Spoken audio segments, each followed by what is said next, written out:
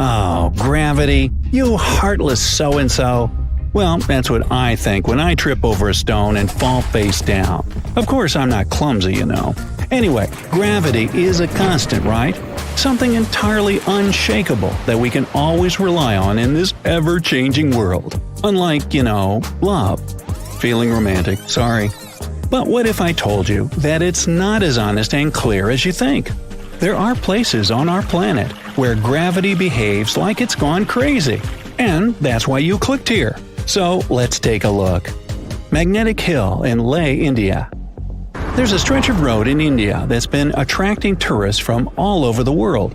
It's no different looking from the surrounding landscape, and you could easily pass it by without noticing, if not for one very unusual and a bit creepy thing. If you stop your car on the magnetic hill going up the slope and put it on neutral, it'll start crawling upwards, eventually reaching the speed of up to 12 miles per hour. They say there's some sort of magnetic force at work here that tugs cars up the hill, hence the name.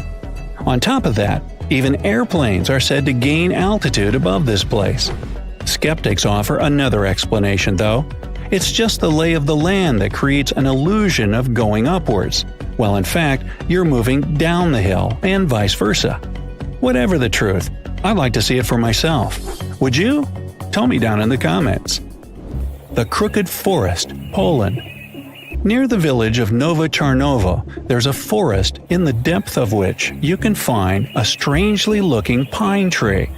Planted in the 1930s, there are 400 trees that sharply twist to the north almost at the roots, and then grow upwards in a semicircle. Although scientists offer different theories about the tree's weird growth, nobody can say for sure what made them look like that. Some say it's people who did it, while others believe it's a gravitational anomaly that somehow pushed the trees down. The trouble with this version, though, is that it would have had to stay there for years, and that only affected the trees. Still, no certain explanation exists anyways, so who knows? A waterfall, Faroe Islands. Ever seen an upward-moving waterfall? You can have a look at one on the Faroe Islands, halfway from Iceland to Scotland. But if you were expecting me to tell you an unbelievable story about a mysterious force pushing the water up the rock, then sorry, no such thing here. The truth, however, is quite jaw-dropping anyway. The winds in this place are so powerful that they lift the water and throw it back up. I guess it was this kind of wind that allowed Mary Poppins to travel on her umbrella. Sounds good. In fact, this waterfall is not unique. There are several more places on Earth where winds create an illusion of defied gravity. For example, there's the Kinder River in England that has a waterfall constantly struggling with the wind. It's so strong that half of the Cascades water seems to just fly up without ever touching the bottom of the drop. Hoover Dam in Nevada, USA. If you ever get up to the top of the dam, which is about 726 feet high, you can try a little trick. Take a bottle of water and pour it over the edge. You'll see the water flow up instead of spilling down. Once again, this isn't really any magic or unnatural phenomenon. The wind up here is simply too strong for the water to fall, just like with the waterfall on the Faroe Islands. Here though, it looks even more impressive since you can do it yourself. Dokkaebi Road, South Korea. Another gravitational anomaly located on a road. Locals once found out that if you put an empty can or a bottle on the ground, it will immediately start rolling uphill. Unlike other such places in the world though, Dokkaebi Road doesn't just create an illusion. When you walk down the slope, you don't feel as if you're going up. Everything's pretty normal. But once you put down an object that can roll, it will do that in the opposite direction than it should. Local authorities were quick to get the idea and put a signpost directing curious tourists to the mysterious road. Golden Rock, Burma. If you happen to be in Burma, these days it's also called Myanmar, make sure to visit this well-known site. A gold leaf-covered boulder sits upon the edge of a cliff, and a small pagoda is built on top of it. The impressive thing about the rock is that it only lightly touches the cliff for support. In fact, it looks like the boulder will fall any minute now.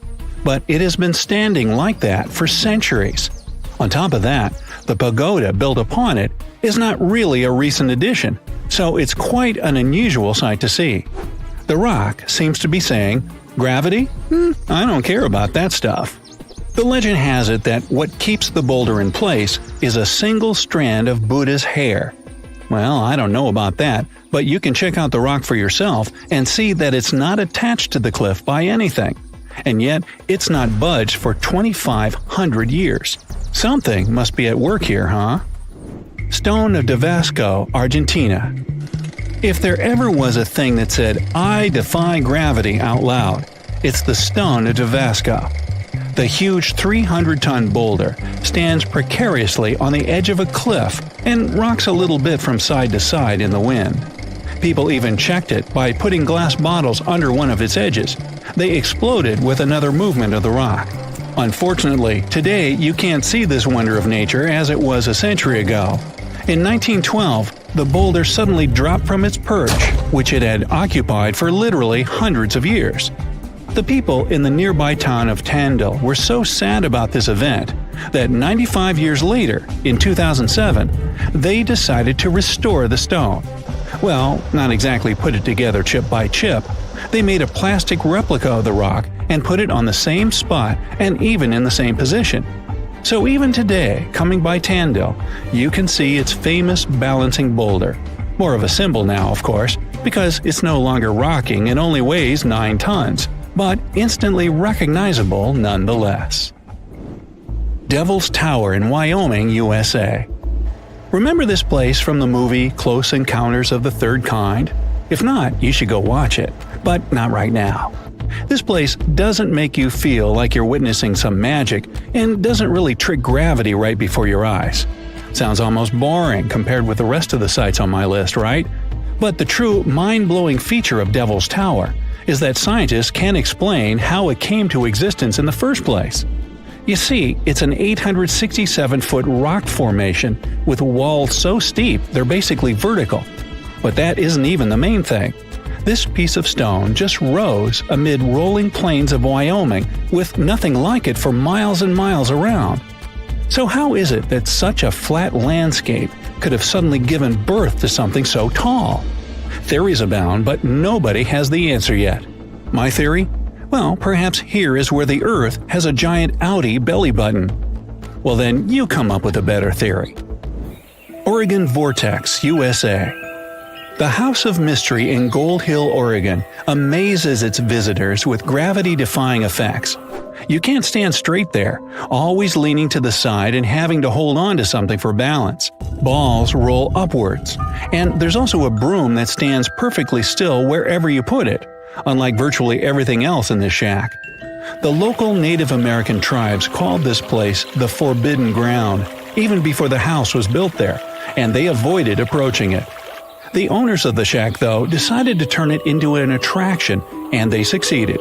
They created an atmosphere of mystery around the place and spread the news about it in newspapers and later on the internet, and voila, a perfect anomaly is made. In fact, it's no more than a curiosity, a human-made optical illusion that tricks your eyes and other senses. Hudson Bay, Canada. Okay, we've talked about some pretty ambiguous stuff, but now it's time for the real deal, the Hudson Bay anomaly. This is probably the only place in the world where gravity is indeed lower than anywhere else on the planet. Even skeptics can't smirk at it because the difference has been measured with precision equipment. So, does it mean that the gravity here is as low as, say, on the moon then? Unfortunately, or is it luckily, I'm not sure yet, the difference is minuscule. The exact value is 0.005%, or 1/200%. You won't be able to feel it even if you try your hardest, but it's still there. Scientists say this anomaly exists because of the ice sheet that covered the area about 10,000 years ago. It compressed the rocks so much that they still can't fully recover, shifting the gravitational field in Hudson Bay. Sometime in the future, though, the gravity will return to normal in this area as well. No moonwalk for me then. A comfortable abode with a gorgeous view of the Mediterranean Sea will serve as a perfect rain shelter.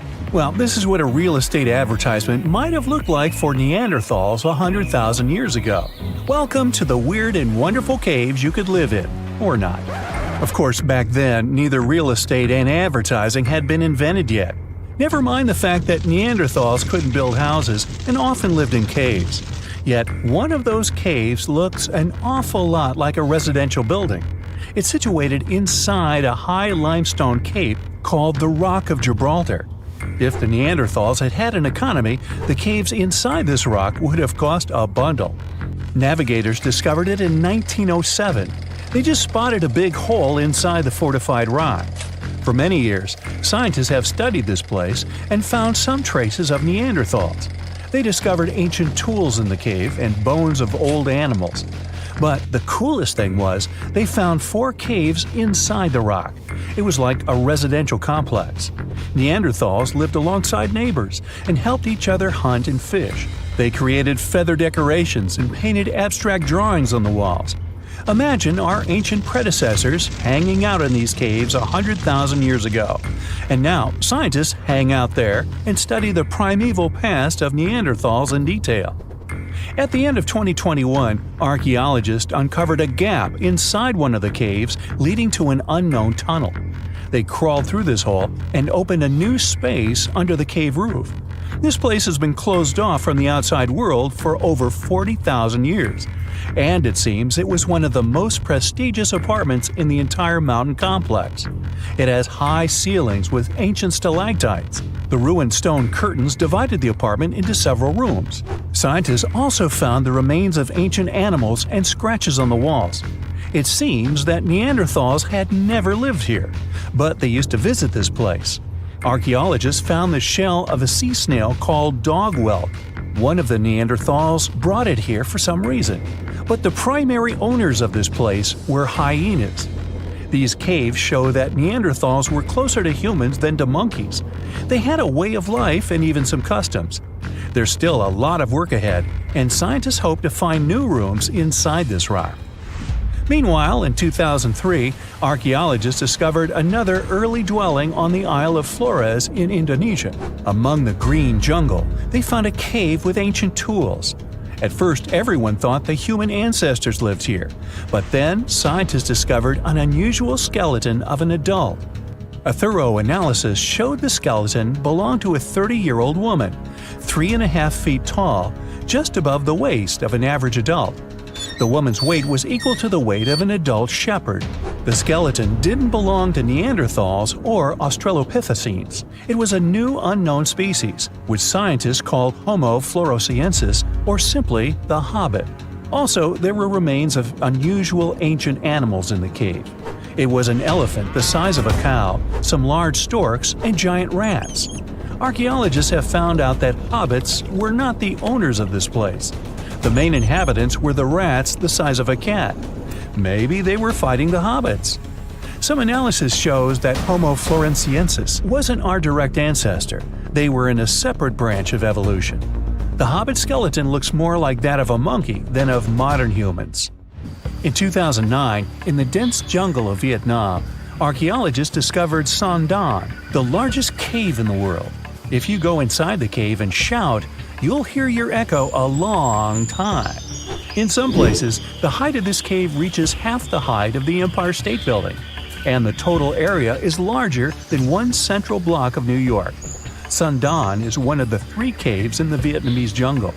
Many intricate mazes connect these caves. Inside, you can find unique plants and trees that live separately from the outside world. It's a real underground jungle. In some places, you can find collapsed ceilings that let the sunlight in. Besides unusual trees and plants, ancient stalactites hang there. Some limestone deposits are more than 450 million years old. They were here even before dinosaurs appeared. There are also many rivers in the cave. Rainwater coming down from holes in the ceiling has formed them. Fast streams resemble slides in a water park. They lead to unknown underground labyrinths. Scientists have studied only a small part of all these caves. The next unusual cave is in New Zealand. Hundreds of thousands of fireflies live inside. Each of them glows with a blue light. Together, they light up the cave. It may seem to you that you're on another planet, but you can't stay there for a long time. Special air measuring devices are everywhere. Scientists monitor the level of carbon dioxide necessary for the normal existence of fireflies. These insects are sensitive to the environment. If there are many people in the cave, or they stay there too long, the park staff will ask them to leave the place. It's like you're literally stealing oxygen from the fireflies. We've seen some pretty amazing caves so far, but how about a scary one? We're going to the desert of Yemen's Al-Mara province. What we're looking for is not a cave, it's just a black hole in the ground, right in the middle of the desert. It's big, the size of a basketball court. It's not its size that could scare you, but what's inside. Scientists are still not sure what it is. From the depths of this black abyss, a disgusting smell of rotten eggs constantly comes out, and sometimes you can hear some strange, frightening sounds. The blackness of the giant hole in Yemen absorbs all the sun's rays, so you won't see what's there even with a powerful flashlight. People flew over this place by helicopter. They filmed using drones and the most powerful lenses, but they didn't catch anything except darkness. It looks like a big ink spot in the middle of golden sand. The locals are afraid to approach this place. They believe the cave leads to another dimension where evil creatures live. At the moment, the giant hole in Yemen is one of the most poorly studied and mysterious phenomenon of nature. How did it appear? How old is it? Where does it lead? Scientists are trying to find the answers to these questions. There are theories that the hole appeared because of construction work. Geologists drilled the soil nearby in search of minerals. It could have caused fluctuations in the Earth's crust and collapsed the surface. But no one can prove this theory, yet. And now, imagine a place where sunlight has not penetrated for more than 5 million years. There's little oxygen, and it's cold and damp. Still, life is born in this place, not only microbes and bacteria, but also something bigger. The living conditions in this cave are very different from the usual ones, so, in a sense, this cave is like another planet. It's the Movile cave in the southeast of Romania, near the Black Sea. The entrance is a small hole in the ground. Inside, a tunnel leads deep below the surface. The levels of hydrogen sulfide and carbon dioxide are above normal inside the cave. The air here is half as much oxygen as on the surface. People can't be here without an oxygen mask, but other creatures living here can. The cave is home to 48 species of living organisms. 33 of them are unknown. Here you can meet some unusual insects, white snails and white spiders, millipedes with huge whiskers, transparent shrimp, and unique species of leeches. They all live here thanks to the little bacteria autotrophs. They absorb carbon dioxide and release food particles. Bacteria feed on it.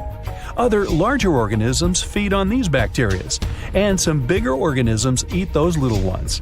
In the end, everyone gets food. In this cave, evolution has created a biological system separate from the rest of the world.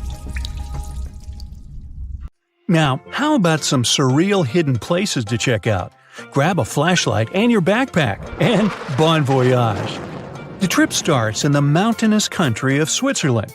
You travel to the town of Waltensburg in the eastern part of the country. It's raining and it's very cold, but you still make your way to the bottom part of a mountain, where your first adventure awaits. After climbing up high in the mountains, you see a strangely shaped castle. To get there, you must walk up an extremely narrow pathway. Don't look down, you think to yourself. You tighten the straps of your backpack and manage to walk along the pass. Standing at the door of the castle, you really can't believe what you see. A 13th century fortress built entirely of stone. Today, all that is left of Krafenstein Castle is mainly its ruins, but their condition is good enough to get an idea of what the place looked like back in its glory days. You take your time to explore the castle inside, but honestly, this place gives you the chills and you're ready to move on. The next place on the list is Turkey. A plane and then a car ride later, you arrive in the city of Çorum in the northern part of the country. On the outskirts of Churum, you find a valley filled with old, overgrown mountains and see the beginning of the trail you're about to hike. The way is extremely steep, but it leads to a secret door carved in the mountain. Congratulations! You've just arrived at Kapilikaya. The huge door is a massive arched stone that blocks the entrance to a hidden building. Experts think it has existed since the 2nd century BCE. Unfortunately, the huge door won't open, so what's hidden inside is a mystery today. It's guessed that there is a room inside. Some locals say there's a treasure hidden there too, but until today, no one has managed to enter the place to check. Okay, it's time to get moving before night falls. Next, you get the unique opportunity to travel to Ethiopia. Wandering around the city of Lalibela, you stumble upon a huge pit carved in the ground. You approach it carefully, and soon enough, you see a magnificent terracotta building, so richly detailed it leaves you mesmerized. But that's not all. There are 10 other pits just like this one, hiding King Lalibela's 12th century buildings. All 11 constructions are different from one another, yet share a similar recognizable style.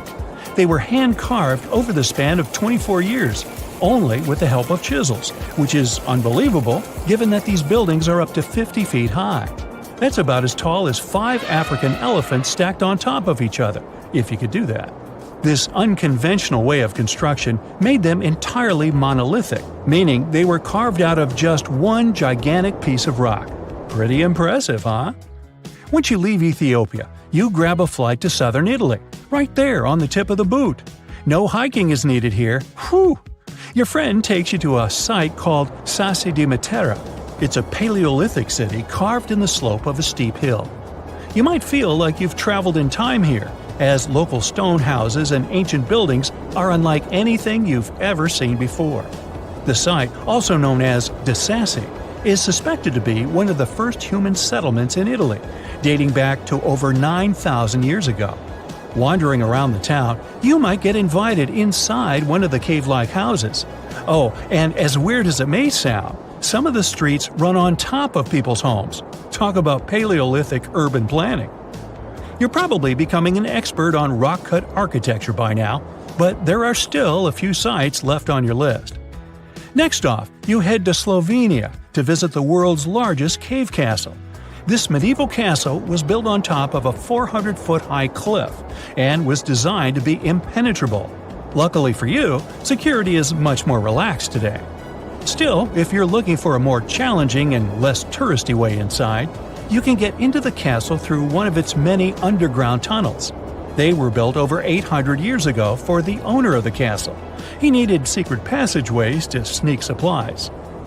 Today, Pajama Castle is both enchanting and mysterious. I'd say it depends on whether it's a warm sunny day or a cold stormy night. After this medieval experience, you head on to visit Petra, a magnificent Jordanian monument found in the middle of the desert. To get around here, you'll need a large supply of water and sunscreen because it's going to get hot. But this site is worth it. The city of Petra is a marvel of the ancient world. Back in the 4th century BCE, this region was a trading hub at the crossroads of commercial routes.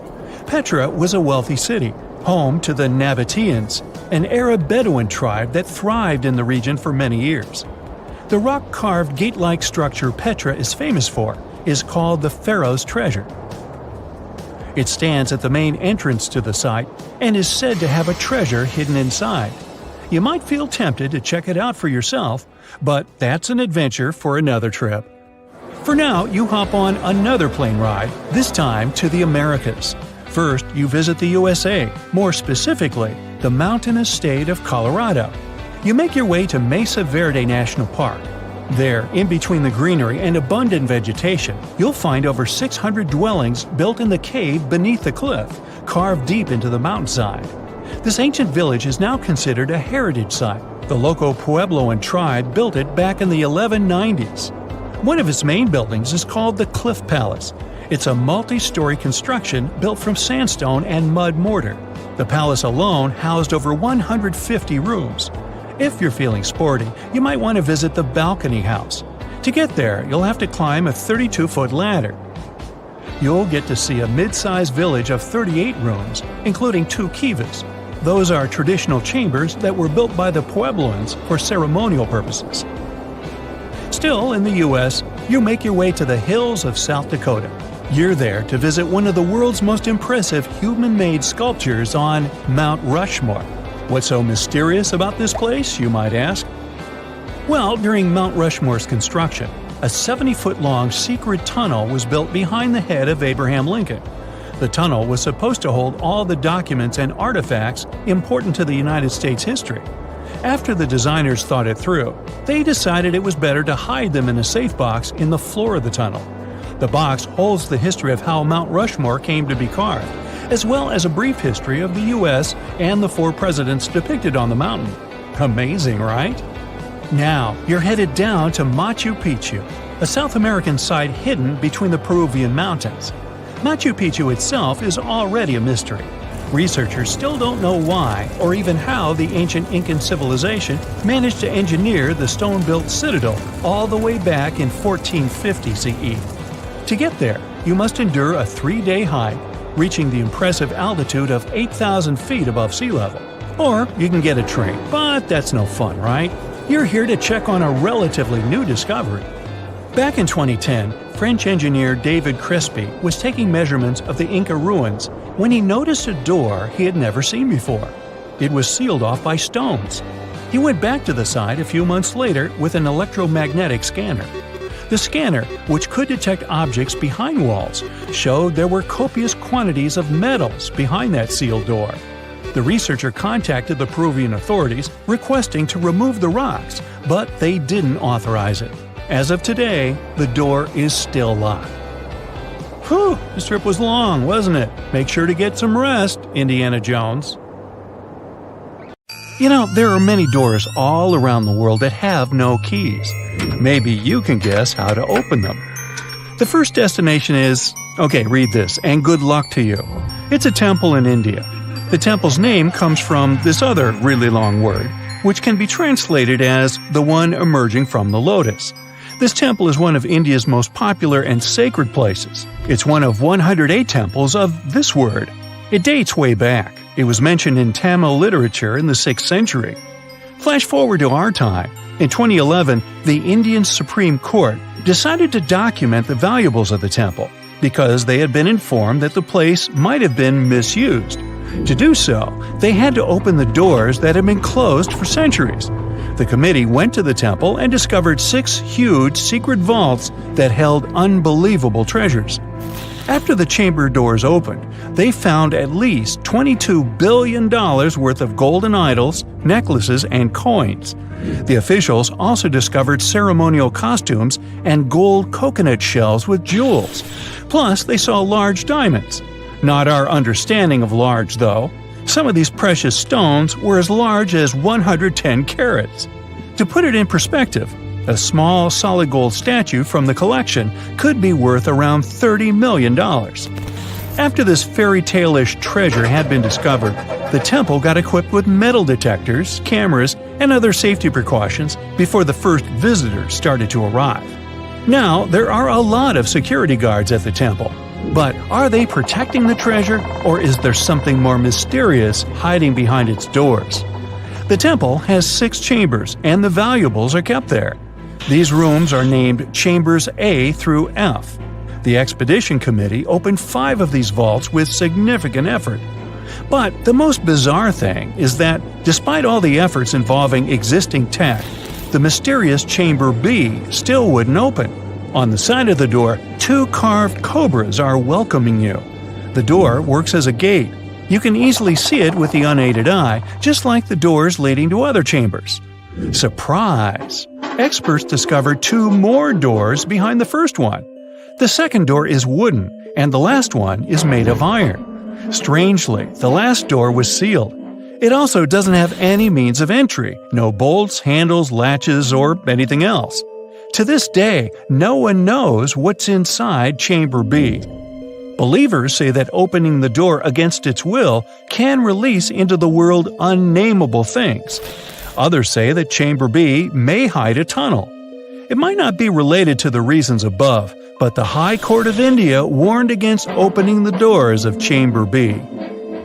Now, in 2010, David Crespi, a French engineer, visited Machu Picchu. He discovered a strange door in one of the main buildings.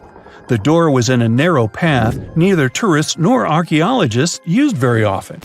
David believed that the place was an entrance the Incas had sealed for some reason. He contacted archaeologists and authorities right away. They promised him to start investigating the area in the near future and let him know about his potential discovery.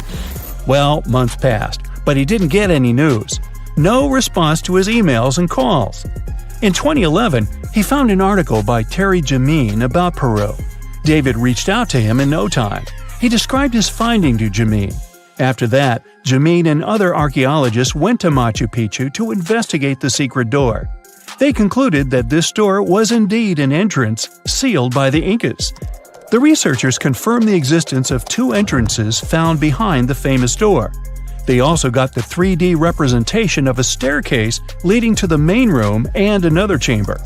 The analysis also revealed several cavities, among which there was a vast quadrangular room. Plus, georadars detected some metals. Those might be golden and silver objects. Jamin and his team thought this place was a chamber of pre-Hispanic times. They believed the door had been sealed by the Incas to hide something important. Maybe an enormous treasure, or something no less precious. Jamin also claimed that finding this chamber could lead to the discovery of a mausoleum.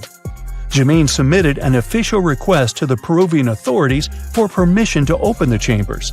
Yet, neither his application nor requests of other archaeologists have been approved so far. Authorities claim that opening this door could cause damage on the other sides of the archaeological site.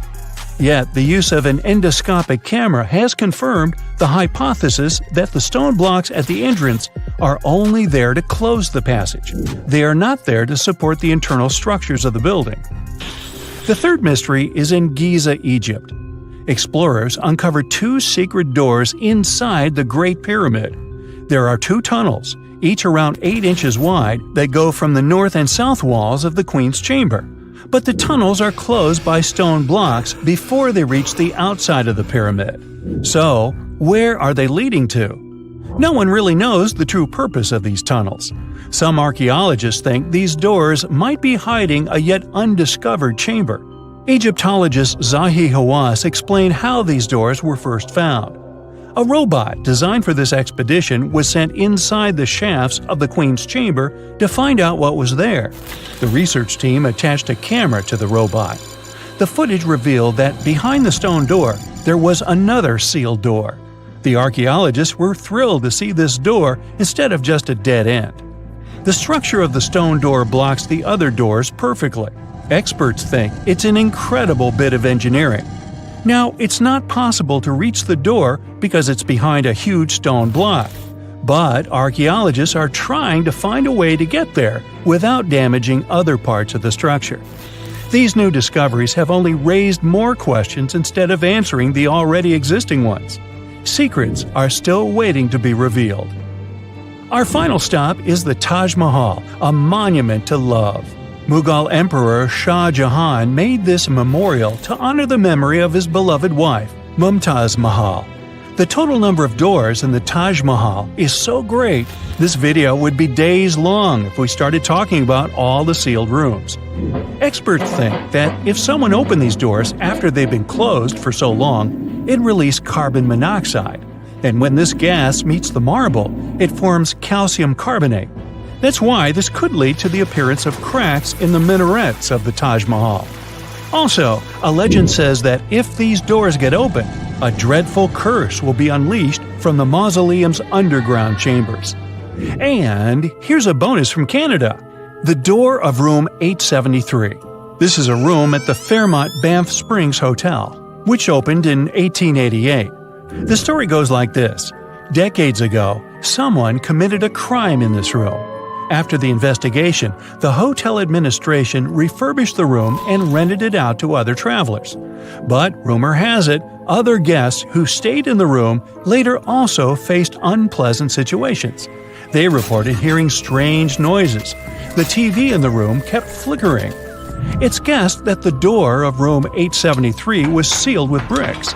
Curious guests who heard these mysterious stories wander along the corridor where the room used to be and knock on the walls to contact potential ghosts. Well, which of these secret doors would you like to open? There are countless doors all over the world that haven't been opened for decades, and even centuries. The question is why? It seems that nowadays you can open any door you want. The truth is that some doors were sealed for a grave reason. And so far, nobody has found out what treasures and mysteries they hide. Here are 4 doors that keep their secrets all too well. The Taj Mahal. First up, we've got the Taj Mahal in India, one of the most romantic places in the world. Shah Jahan commissioned it in 1631 and dedicated it to his 3rd wife, who he loved like crazy. They were married for 19 years and had a whopping 14 kids together. But unfortunately, she passed away while giving birth to their last baby. Shah Jahan was heartbroken and decided to build an epic tomb to remember her by. The construction took a whopping 20 years to finish. The building has quite an interesting layout. The design is super unusual with these 4 massive 130-foot tall minarets that stand on the corners of a huge platform. They're not just there for looks. Back in the 17th century, architects were having some serious issues with buildings collapsing under their own weight. So, the chief architect of the Taj Mahal made sure to place those minarets as far away from the tomb as possible. And he even tilted them in a way so that if they did fall, they wouldn't wreck the rest of the Taj Mahal. Talk about planning ahead. The Taj Mahal is hiding some crazy secrets. There are sealed rooms all over the place that nobody is allowed to enter. And if you check out photos of the building from the riverside, you can spot 2 basements. But guess what? They're sealed up too. Nobody knows what's inside or why they've been locked up since the time of Shah Jahan. Apparently, there's a good reason why those rooms are off limits. Some researchers think that they were built using marble, which turns into a different substance called calcium carbonate if it's exposed to carbon dioxide. And when that happens, little bits of marble start chipping off like crazy. To make matters worse, there's no air flowing into these rooms. That means that if too much CO2 builds up in the basement, the 4 minarets could collapse. But wait, there's more. Some people think that the body of Shah Jahan's wife can be found in one of these sealed-up rooms in pristine condition. Why not? Who knows what the mysterious rooms might keep? The Great Sphinx of Giza. The Great Sphinx of Giza is shrouded in mystery. It's not just the largest monolith statue in the world, but it's also a hybrid creature with a woman's head and a lion's body that originates from Egyptian and Greek mythology. It's also very ancient. It's estimated to be around 4,500 years old. The construction of this marvel took about 3 years and required 100 workers who were not slaves and were treated with delicacies like sheep and goat meat. It is also thought that it used to be much more massive than it is now. Archaeologists found huge stone blocks and abandoned toolkits near the site. However, the real secrets of the Sphinx lie underground, near its paws. A group of scientists used a seismograph to detect 2 hidden chambers beneath the Sphinx's paws. Some people think that these rooms might be the legendary Hall of Records, which holds ancient scrolls revealing the secrets of the universe. I mean, that's way cooler than any library I've ever been to. Rumor has it that the Egyptians even had info on Atlantis stashed down there, which is like a super old version of a conspiracy theory. Unfortunately, we can't go on an adventure to check it out just yet. The chambers presumably have 2 entrances, but both remain sealed. The researchers haven't yet received the green light to check out their theory. Let's hope they won't keep us in suspense forever. Sri Padmanabhaswamy Temple. This temple is located in the beautiful state of Kerala in India. This temple is famous for more than just its breathtaking beauty. Underneath the temple there are 6 vaults, creatively named A, B, C, D, E, and F. The enormous iron doors to these chambers add to the mystery of what's behind them. A few years back, the authorities decided to open these vaults to the world, but it wasn't an easy task. You can't just open the doors and enter the vaults. It required a lot of work. It took them a while, but finally, in 2011, they opened 5 of the 6 chambers. And guess what they found? Tons of treasure. Bags of gold, precious gemstones, and priceless diamond jewelry. The estimated worth of everything found in the vaults is a whopping $1 trillion. It's like the temple was the real-life inspiration for Aladdin's Cave of Wonders. But wait, I said 5 of the 6. What happened to the last one? Vault B has remained closed, but not for lack of trying. They simply didn't manage to open it. There is even a belief that it's fatally cursed. Legend says that only a saint or sage can break the curse by chanting a specific mantra. But no one has been able to do this yet, presumably because we don't have saints or sages at our disposal.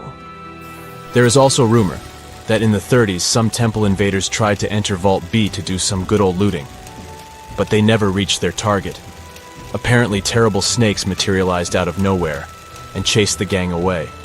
But of course, this is just an urban legend, and there is not proof of that. However, it is said that the Auditor General dealing with the temple claimed that Vault B had been opened at least 7 times since 1990, and nothing bad happened to anyone who entered. Who knows? Maybe we should send Indiana Jones to check it out. The First Emperor's Tomb. Deep under a hill, completely undisturbed and surrounded by dangerous traps, lies an ancient 2,000-year-old tomb. It belongs to Qin Shi Huang, the first emperor of China. He was born in the Qin state and became king when he was just a boy. But when he grew up and gained full power, he united the warring states ancient China was divided into by conquering them. After that, he created the Qin dynasty. When he died in 210 BCE, they buried him deep underground in a massive tomb. And when I say massive, I mean massive! Back in 1974, some farmers in Xi'an, China, stumbled upon something strange while digging a well, a huge terracotta soldier. This discovery led to an extensive archaeological dig that has continued for over 40 years, revealing a collection of thousands of clay soldiers. The unique thing about these soldiers is that each one has its own unique features, from hairstyles to facial expressions. It's believed that there could be up to 8,000 of these soldiers, but only 2,000 have been found so far. Interestingly, the central tomb, which is believed to be the resting place of the emperor, is still untouched. In ancient records, there are references to a vast underground city that the emperor built, complete with scenic towers, palaces, and whatnot. Sima Qian, a Han Dynasty historian, wrote that the tomb was adorned with treasures and had space for hundreds of officials, but the lack of technology to properly examine the site is what's holding things up. Qin Shi Huang was surrounded by liquid mercury in his tomb, with 2 of the streams representing the major rivers of China, Yellow River and Yangtze. The ancient Chinese believed that mercury could provide immortality, but it could have also caused the emperor's death since he regularly took mercury pills to prolong his life. The dangerous levels of mercury contamination in the soil near the tomb are the main reason why scientists are reluctant to explore it. It could be very dangerous both for people and for the environment. Now, if I had to choose which door to open, I'd probably go for the one that doesn't lead to a tomb surrounded by poisonous mercury. Call me crazy, but I'd like to avoid any potential health hazards.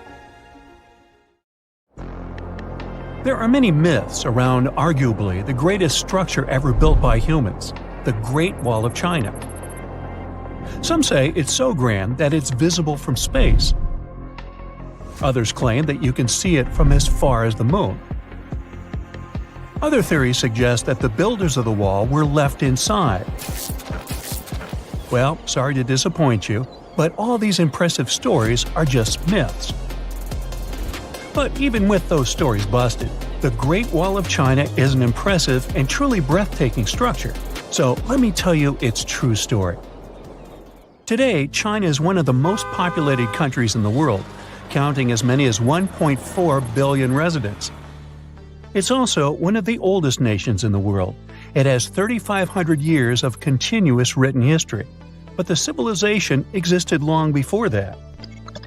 There is a theory that while the European continent, for example, was most likely reached by humans from Africa, China wasn't populated by settlers that came from somewhere else. Some people believe that the Chinese civilization got formed from local Stone Age people who lived on the territory since the Prehistoric period. So now, the Great Wall of China. It's truly big even by today's standard, stretching for over 13,000 miles. To imagine it better, it's almost 5 times the distance between New York and Los Angeles, or even a bit greater than the distance between the North and South Poles. Even in modern times, people have never built anything close to this big. Of course, it didn't take a day to build the Great Wall of China. 2, keep going. In fact, the wall was being built for centuries. Maybe you know that ancient cities had walls around them to protect themselves from invaders. Yes, Chinese cities had them too. The first Chinese emperor united the country in 220 BCE and got a brilliant but very ambitious idea to turn all city walls into one big wall that would defend the country's border against attacks from the north. A trusted general directed the construction, enrolling a big group of workers, soldiers, commoners, and convicts. Back then, the wall was built of rammed earth and wood. In some places that were strategically important, the sections of the wall overlapped to provide maximum security. The walls were around 26 feet high on average. But the Great Wall didn't yet look like the construction we know today. Every next emperor would pick up the big wall project, strengthening and extending it, repairing, but also modernizing construction techniques. Some used bricks to build it. Others moved on to granite and marble blocks. Watchtowers and platforms weren't there from the beginning as well. They were added by Ming emperors. The watchtowers made it possible to communicate with other parts of the wall through smoke and fire messages. So, the wall is quite inconsistent in terms of material, but it only adds more charm to the construction and shows how much effort and time it took. The reasons why some parts of the wall have been standing for centuries and are still in good condition is glutinous rice flour. Turns out, this sticky rice mortar is almost like cement. It's very strong and waterproof, sealing the bricks so tightly together that even sneaky weeds can't grow between them. You may also notice that some bricks have writings carved on them. They were left by the workers who were building the wall. The purpose of those writings is quality assurance. They contain such information as location, quantity, and responsible officials. So, in the case of some problems with the quality of materials or constructions, it would be known who should be held accountable for it. Recently, a research group has looked through official historical documents of the Ming Dynasty that ruled China from the 14th to the 17th centuries. They came across records of secret doors in the Great Wall, so they decided to find them. They used a flying robot to capture continuous centimeter resolution photos of the wall. They photographed 90% of the wall that was built during the Ming Dynasty and discovered the remains of over 220 secret doors along the wall. Some of them have a specific width and height that allows only one person to go through. Others are large enough to allow 2 horses to pass at the same time. Why are the doors there? Well, the Great Wall's main goal was to protect the country from the enemy. Building doors that could let the enemy in would undermine the whole point of having a wall. So, of course, the doors were secret passages. They perfectly matched the surroundings topographically, and the exit on the outside was camouflaged with bricks so that it was almost completely indistinguishable from the brick wall. The wall was never just a defensive wall, and it was never completely closed. It could be opened on demand. It was also a structure used for trade and commerce, communication between inside and outside the wall, and of course, for defense and spying. Some doors were used for trade with the other side. Through smaller doors, a person would sneak out to spy on the enemy that lived on the other side. The hidden gates were also useful for a sudden attack. As you remember, some gates were camouflaged with brick on the outside. The exit was so indistinguishable that the enemy had no idea exactly where it was located. The inside entrance for Chinese soldiers was hollow, so they could walk through the wall and break the camouflaged exit gate from the inside, starting their surprise attack. Now, even though the main point was to prevent outsiders from getting into the city, the wall wasn't too effective on that matter. It could still be climbed over or marched around. So the wall was being watched at all times, and the guards gave signals to the troops if they saw the enemy approach. Also, the wall provided more time to mobilize and bulk up the country's forces or lure the enemy troops into a difficult strategic position. The construction stopped at the end of the 19th century. The wall lost its strategic and military importance due to technological advances. Over the centuries to today, only 8% of the Great Wall is in good condition, and the rest is damaged. Also, around 1/3 of the wall has disappeared without a trace, due to both natural erosion and human damage. I guess you could say it's now just a pretty good wall. As you remember, the first parts of the wall were built out of rammed earth and wood. These are not the most unfailing materials if we're talking about thousands of years. Also, destructive farming methods have turned large areas into a desert and contributed to erosion. Also, many bricks were taken away from the wall in the last century to be used in building farms and houses. The wall is being deconstructed stone by stone even today, but this time by tourists. Quite a few of them take a stone as a souvenir. That's a total of a lot of stones, considering that over 10 million tourists visit the Great Wall every year. Since 1987, the wall has been a UNESCO World Heritage Site, highlighting that it has an outstanding importance to humanity. The wall is one of China's 56 World Heritage Sites, second place among countries with landmarks protected by UNESCO. Who's first, you ask? Well, the top spot, with 58 World Heritage Sites, belongs to Italy.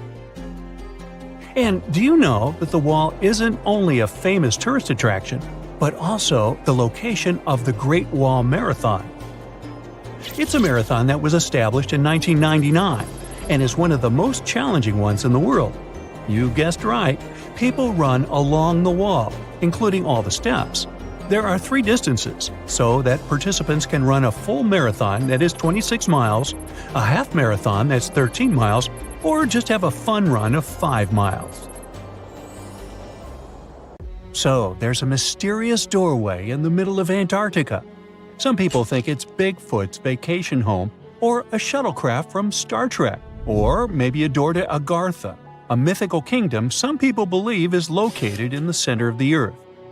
Well, the scientists debunked all these poetic theories and explained that what looks like a mysterious doorway is located in an area of fast sea ice. It's offshore of the coast and is full of little islands with shallow water around them. When ice flows around hard rocks hidden underneath, it can create patterns that look odd but are totally normal. In this spot, the ice is thin, so the rocks underneath have a big effect on how the ice moves. The cold winds in Antarctica also shape the ice and snow and make it look like they're lines and shapes. So, the mysterious doorway is just a rocky ridge poking out because the ice has melted a little. The top of the doorway is the tip of the rock, and the sides are snowy trails left by strong winds blowing in the same direction. It's essentially an iceberg that got stranded and is melting in one place. One YouTuber found another out-of-place mysterious object more than 150 miles off the shore of Antarctica, a 400-foot-long ice ship. The internet went wild with theories like that the ship must have ended up there right from the Bermuda Triangle.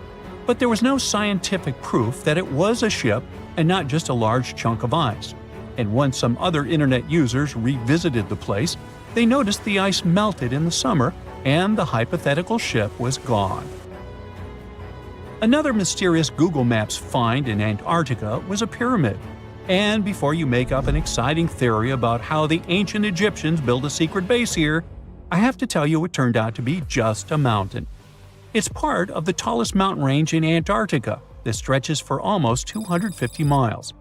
It's not the first pyramid on this continent, as explorers from the British Antarctic Expedition found another unusually shaped mountain and nicknamed it the Pyramid.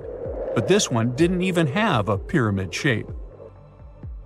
Here's one Antarctic find that definitely won't disappoint you: a giant ice shelf that reminded scientists of the Grand Canyon.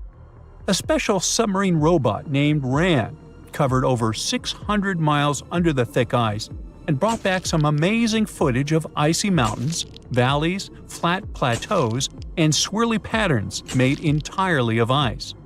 One of the strangest things RAN found was giant bowl-shaped holes, or scoops, in the ice. Sadly, scientists lost track of the robot. They think that curious Wendell seals may have accidentally bumped into RAN and caused it to get stuck.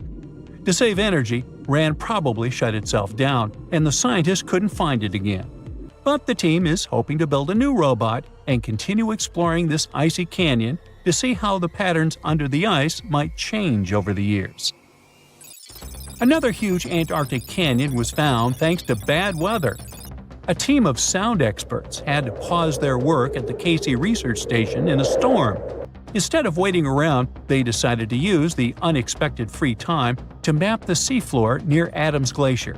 And that's how they found a canyon that is almost 7,000 feet deep, almost 30,000 feet wide, and stretches over 28 miles away from the glacier. During the mapping, they discovered just part of the canyon before they had to go back to the research station. But when bad weather came in again, the ship went back and mapped more of the canyon. They were working in waves up to 13 feet high and super powerful winds, but they managed to get about 15 hours of data to complete their map. On the way back to Australia, they stopped one last time, and now they've got a full picture of the canyon. Studying it is helping scientists learn more about the history of glaciers and the interaction between the Antarctic ice sheet and the ocean. Now, there's a frozen lake in Antarctica called Lake Enigma. For a long time, people thought the lake was completely frozen solid. But during one expedition, researchers found that under the thick ice, there was a layer of liquid water about 40 feet deep. To learn more, they drilled through the ice and sent down a camera to explore what was hiding in the lake's depths. The lake's water, which they think comes from the nearby Amorphous Glacier through a secret underground pathway, was filled with strange microbial life. These tiny microbes lived in mats that covered the lake bed. Some of the mats were thin and spiky, and others looked like crumpled carpets, or even small tree-like shapes that grew up to 16 inches. Many of the microbes could make their own food through photosynthesis, just like plants do, and it gave the lake a high amount of oxygen. One of the coolest discoveries was a type of microbe which usually lives in low-oxygen places. Lake Enigma might be similar to environments on icy moons like Europa or Enceladus, so it could mean that these moons also have hidden water under their ice and possibly microbial life too. One more mind-boggling discovery from Antarctica is tiny pieces of amber in mudstone, found here for the very first time. It took scientists years of studying incredibly well-preserved fossilized roots, pollen, and spores that they found back in 2017. Amber proves that resin-producing trees once grew in Antarctica, part of a lush rainforest that existed near the South Pole during the mid-Cretaceous period. Back then, disclaimer, I wasn't around then, the trees would have had to survive through months of darkness during the long Antarctic winters. Scientists believe they adapted by going dormant for a long time. The amber pieces the scientists found are tiny, but they are beautiful shades of yellow and orange with bumpy surfaces that show how the resin flowed out of the trees. This resin likely leaked out to protect the trees from insects. It was preserved because water quickly covered it and kept it safe from sunlight and air. A scientist was browsing through satellite images for brown trails of penguin waste and found 4 new colonies of emperor penguins at the base of the globe. These new colonies likely have been around for years, though 3 of them are rather small, with fewer than 1,000 breeding penguins each. One of the new colonies was found close to a place called the Lazarev Ice Shelf, where there used to be a larger penguin colony. They thought this colony went extinct in 2019, but it seems the penguins have just moved a bit because of changing sea ice conditions. So studying them can help us learn more about how emperor penguins adapt to changes in the environment. Now, there used to be a giant river system in Antarctica 40 million years ago. Researchers found proof of it after studying soft sediments and hard rocks from the frozen seabed. They looked at tiny bits of radioactive elements, like uranium and lead, and learned that the deeper dirt came from the time of dinosaurs. The dirt closer to the surface was younger and had an interesting pattern, like the kind you see in river deltas today, such as in the Mississippi River or Rio Grande. Scientists found tiny signs of life in the sand. The river that once flowed here started in the Trans-Antarctic Mountains and traveled 930 miles before it reached the sea. Researchers kept studying newer layers of dirt from about 20 million years ago. They hope this will help them predict what the Earth's weather patterns might be like in the future. Have we found another civilization? Is that a door to someone's home on another planet? Can we peek through the windows? After all, it was NASA's Curiosity rover that sent this image to Earth, and right now, this rover is exploring the surface of Mars. Unfortunately, astronomers were fast to disappoint us. They claimed that it was just a natural part of the Martian landscape. There are several clues that made them think it wasn't a real door. For example, it's tiny, a mere 3 feet high. But it might simply mean the Martians aren't that tall, you may object. But scientists keep insisting that what looks like a door is actually an opening in a rock created by natural forces, like winds and erosion. The thing is, if you look at the rock attentively, you may notice strata, the layers of silt that stand out because they're harder than the surrounding material. These strata dip here on the left and a bit higher on the right. They likely appeared around 4 billion years ago in a river or a wind-blown dune. Since the strata became visible, powerful Martian winds have eroded them even more, and now you can see that they disappear inside the door. And look at this. See those cracks? Yeah, those. That's how rocks weather on the red planet. This small cave probably formed when several fractures crossed the strata. A pretty large boulder might have fallen out under its own weight, and this created the door-shaped opening. Now, this theory is quite plausible, because even though the gravity on Mars isn't as strong as on Earth, it's still strong enough to do it. Besides, see that rock to the right of the opening? It has a suspiciously smooth vertical edge. It must be the culprit. It probably fell out not so long ago, and Martian winds haven't got rid of it yet. And winds on Mars can be exceptionally powerful. This planet is infamous for its intense dust storms. Sometimes they kick up so much dust that you can see it through a telescope on Earth. Such storms occur every year and cover continent-sized areas. They also last for weeks at a time. But besides these annual storms, there are even larger storms that happen much more rarely, but they're more powerful and way more intense. Those are called global dust storms because they encircle the entire planet. But even if you got caught in the most severe storm on Mars, it wouldn't be as terrible as you might think. The wind speed on the worst Martian storms reaches 60 miles an hour tops. Hurricane-force winds on our planet can be twice that speed. You should also keep in mind that the atmosphere on the red planet is 1% as dense as the atmosphere on Earth. That's why, if you decided to fly a kite on Mars, you'd need the wind to be much faster than on Earth. Otherwise, you wouldn't even be able to get the kite in the air. In other words, even though it's quite windy on Mars, it doesn't feel as intense as on our home planet. Oh, by the way, you might have noticed I keep calling Mars the red planet. Why? Look, our neighbor is covered in dust, soil, and rock that is rich in iron oxide. That's what gives the surface of the planet its trademark red hue. And look, there's the trademark. Nah, just kidding. Mars is the fourth planet from the Sun. Not so far away from the star, you might say, and still, it's a cold and deserted world. The average temperature on its surface is minus 81 degrees Fahrenheit.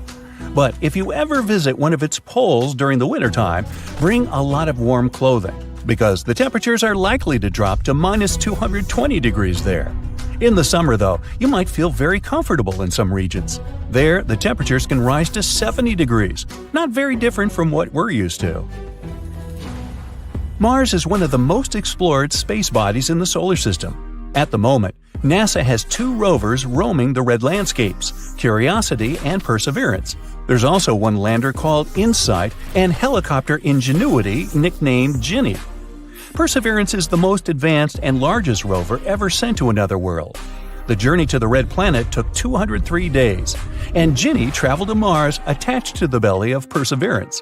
Sounds cozy. And now, I'm going to tell you something really curious. Let's say you're a Babylonian who lived around 5,000 years ago. Babylonia was an empire in ancient Mesopotamia. Just think back to 6th grade.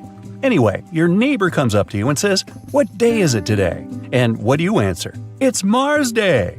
Wait, what? When the ancient Babylonians created the week, they decided to divide it into 7 parts. Each day got named after some space body, like the Moon, the Sun, Venus, and so on. Mars Day was on Tuesday. The Babylonians believed that each of these space objects influenced their lives on the day named after it. And since Mars was red in color, they associated it with aggression. That's why on Tuesdays, they had special ceremonies to avoid the influence of the unfriendly planet. Indeed, Mars might seem unfriendly to a tired traveler. Its atmosphere is very thin. Its volume is a near 1% of the atmosphere on Earth. In other words, there's 99% less air to breathe on the red planet. Mars's atmosphere is mostly made up of carbon dioxide. At such high concentrations, it's toxic for us humans.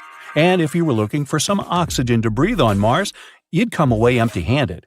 There's only 0.1% of oxygen in the air on the red planet.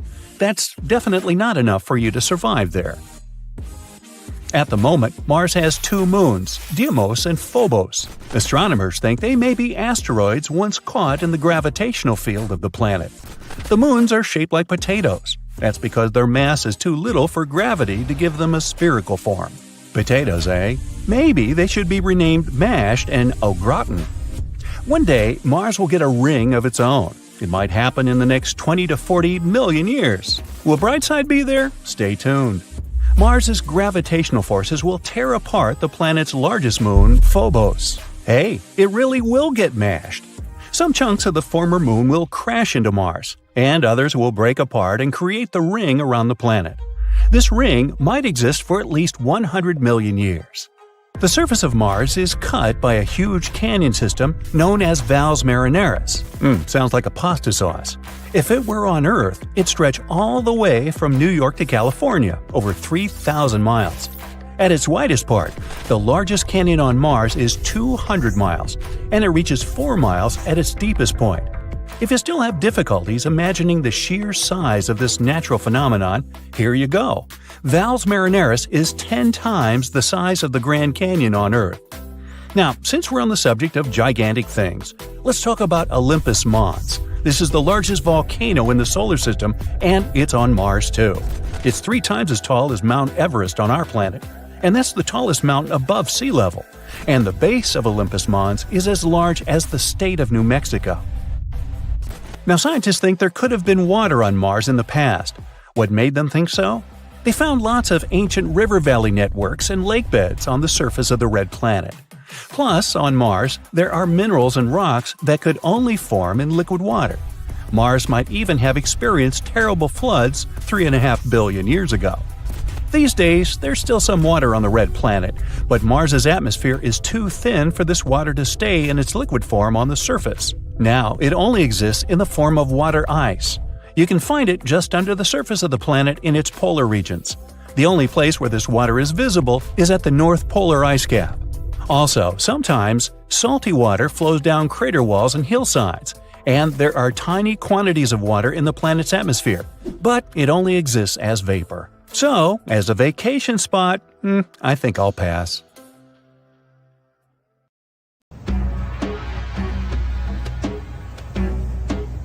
This is not a dune set. This is a very real desert in Niger. Jado was probably built by the nomadic Sao people and is filled with ksars, which are fortified houses made of salt and clay, with giant walls and secret passages. Located deep in the desert, it was once a vital stop for trans-Saharan caravans, but is now a hotspot for smugglers and bandits. The site has been off-limits since 2002 due to its dangers. The origin of the ksars remain a mystery. No archaeological studies have been conducted, leaving many questions unanswered. Even today, shifting sands reveal and conceal parts of these ancient ruins, fueling local speculation about what might still be hidden beneath the desert. Speaking of connective tunnels, scientists were blown away by the discovery of lava tubes in Saudi Arabia.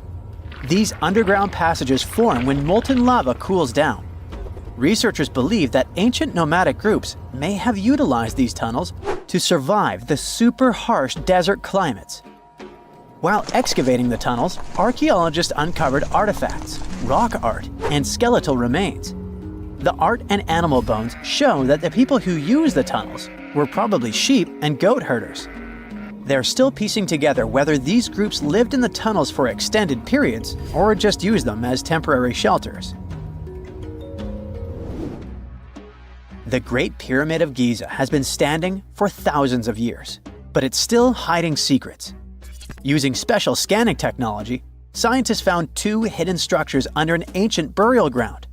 The first is a shallow L-shaped structure, and below it is a much larger space that could be a final resting place or a chamber. The smaller structure was filled with sand on purpose, while the deeper one might be an empty chamber.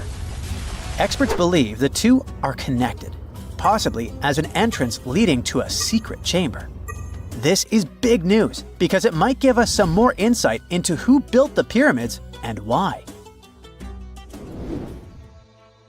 The world is full of ancient writing, but some messages refuse to give up their secrets, like the mystery of the Bashplemi tablet. This unusual stone, pulled from a lake in Georgia, is covered in symbols no one can read. Even with modern technology, experts are completely stumped.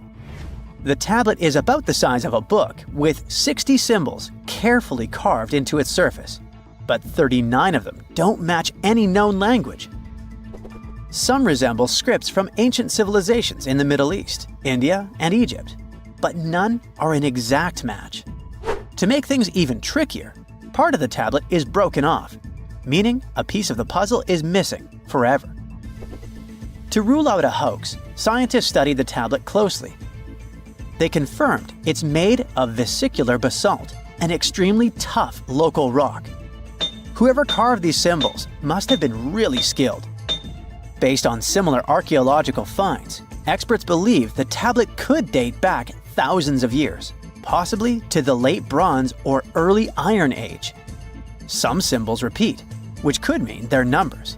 Maybe it's an inventory list, a record of battles, or even an offering to the deities.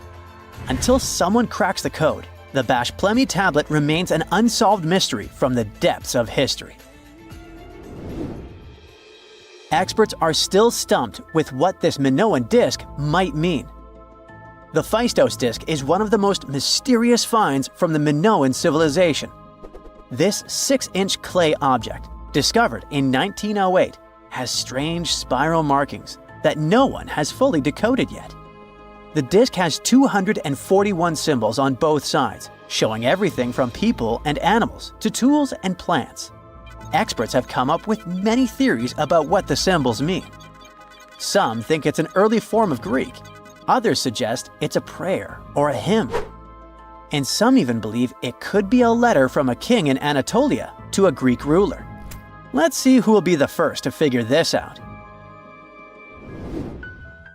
It's always a fun day at an archaeologist's office when they find something as big as a 2,000-year-old marble head.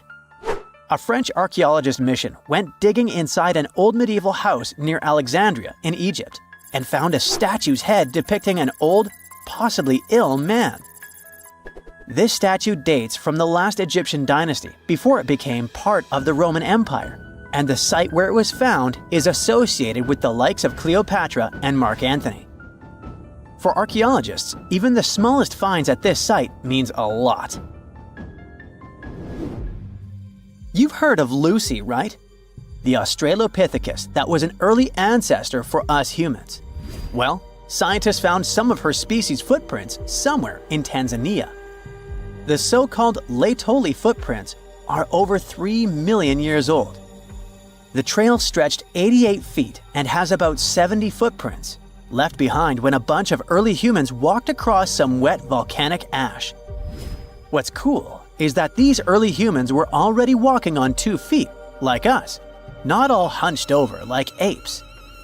The close spacing of the prints shows they probably had short legs and a shorter stride than we do today. In an ancient Egyptian temple, archaeologists uncovered a shrine unlike any other, a place dedicated to falcons and 2 mysterious deities. One deity had a falcon's head, while the other wore a crown with a sun disk and cow horns. But the most baffling discovery was an inscription that read, "It is improper to boil a head in here." At the heart of the shrine, there are 15 headless falcons carefully arranged on a pedestal, likely as offerings to the falcon-headed deity. One theory suggests the birds were boiled first, perhaps to pluck their feathers, before being placed in the shrine, following the strange rule carved into stone. Archaeologists also found a 13-inch iron harpoon nearby. Its true purpose remains unknown, although the shrine also held remains of fish, mammals, and bird eggs, suggesting that the rituals may have included feasting. And speaking of ancient Egypt, meet Hathor. Scientists named her after the ancient Egyptian deity of motherhood, music, and singing. This wooden statue, housed at the Metropolitan Museum of Art, was thought to be just a beautiful artifact, until a surprising secret was uncovered. Using an X-ray machine, experts found a mechanical operating system inside it, with pulleys and axles connecting her shoulder to her left leg. When activated, the system made her hand raise and lower, an engineering marvel from over 3,000 years ago. The statue was created during Egypt's Middle Kingdom, around 1800 BCE, and is often compared to 19th century automata due to its advanced design. It's believed the statue was used in religious ceremonies, symbolizing Hathor's role in dance and music. An unexpected discovery happened in northern Kuwait, where a Kuwaiti-Polish team uncovered a mysterious 7,500-year-old statue. The statue features an elongated skull, no mouth, narrow eyes, and a flattened nose. This feature is thought to be an Ophidian figurine, named after the Greek word for snake, and it was likely made by the Ubaid culture, a civilization known for their pottery skills. While no one knows exactly what role this weird statue played, it might have been linked to rituals or symbolic practices. Some scientists think these figurines, found in homes or final resting places, were tied to important cultural beliefs. We couldn't mention unresolved mysteries of this world without speaking about these elongated skulls. In the deserts of Peru, researchers uncovered 5 ancient skeletons, 2 with unnaturally elongated skulls. While head shaping was common in many cultures, these skulls defy explanation. Local legends tell tales of the so-called Gentiles, a mysterious race banished underground by the powerful deities. Some say this is what the skulls represent. Others think this is some type of genetic anomaly, which was confirmed after finding an infant skull, too large to be artificially shaped.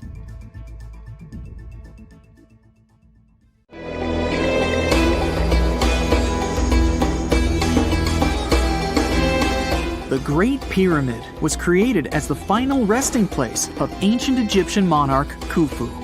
According to legend, French leader Napoleon entered the Great Pyramid and came back out looking shaken and super pale. He never revealed what he saw inside, but whatever it was is said to have affected him for the rest of his life.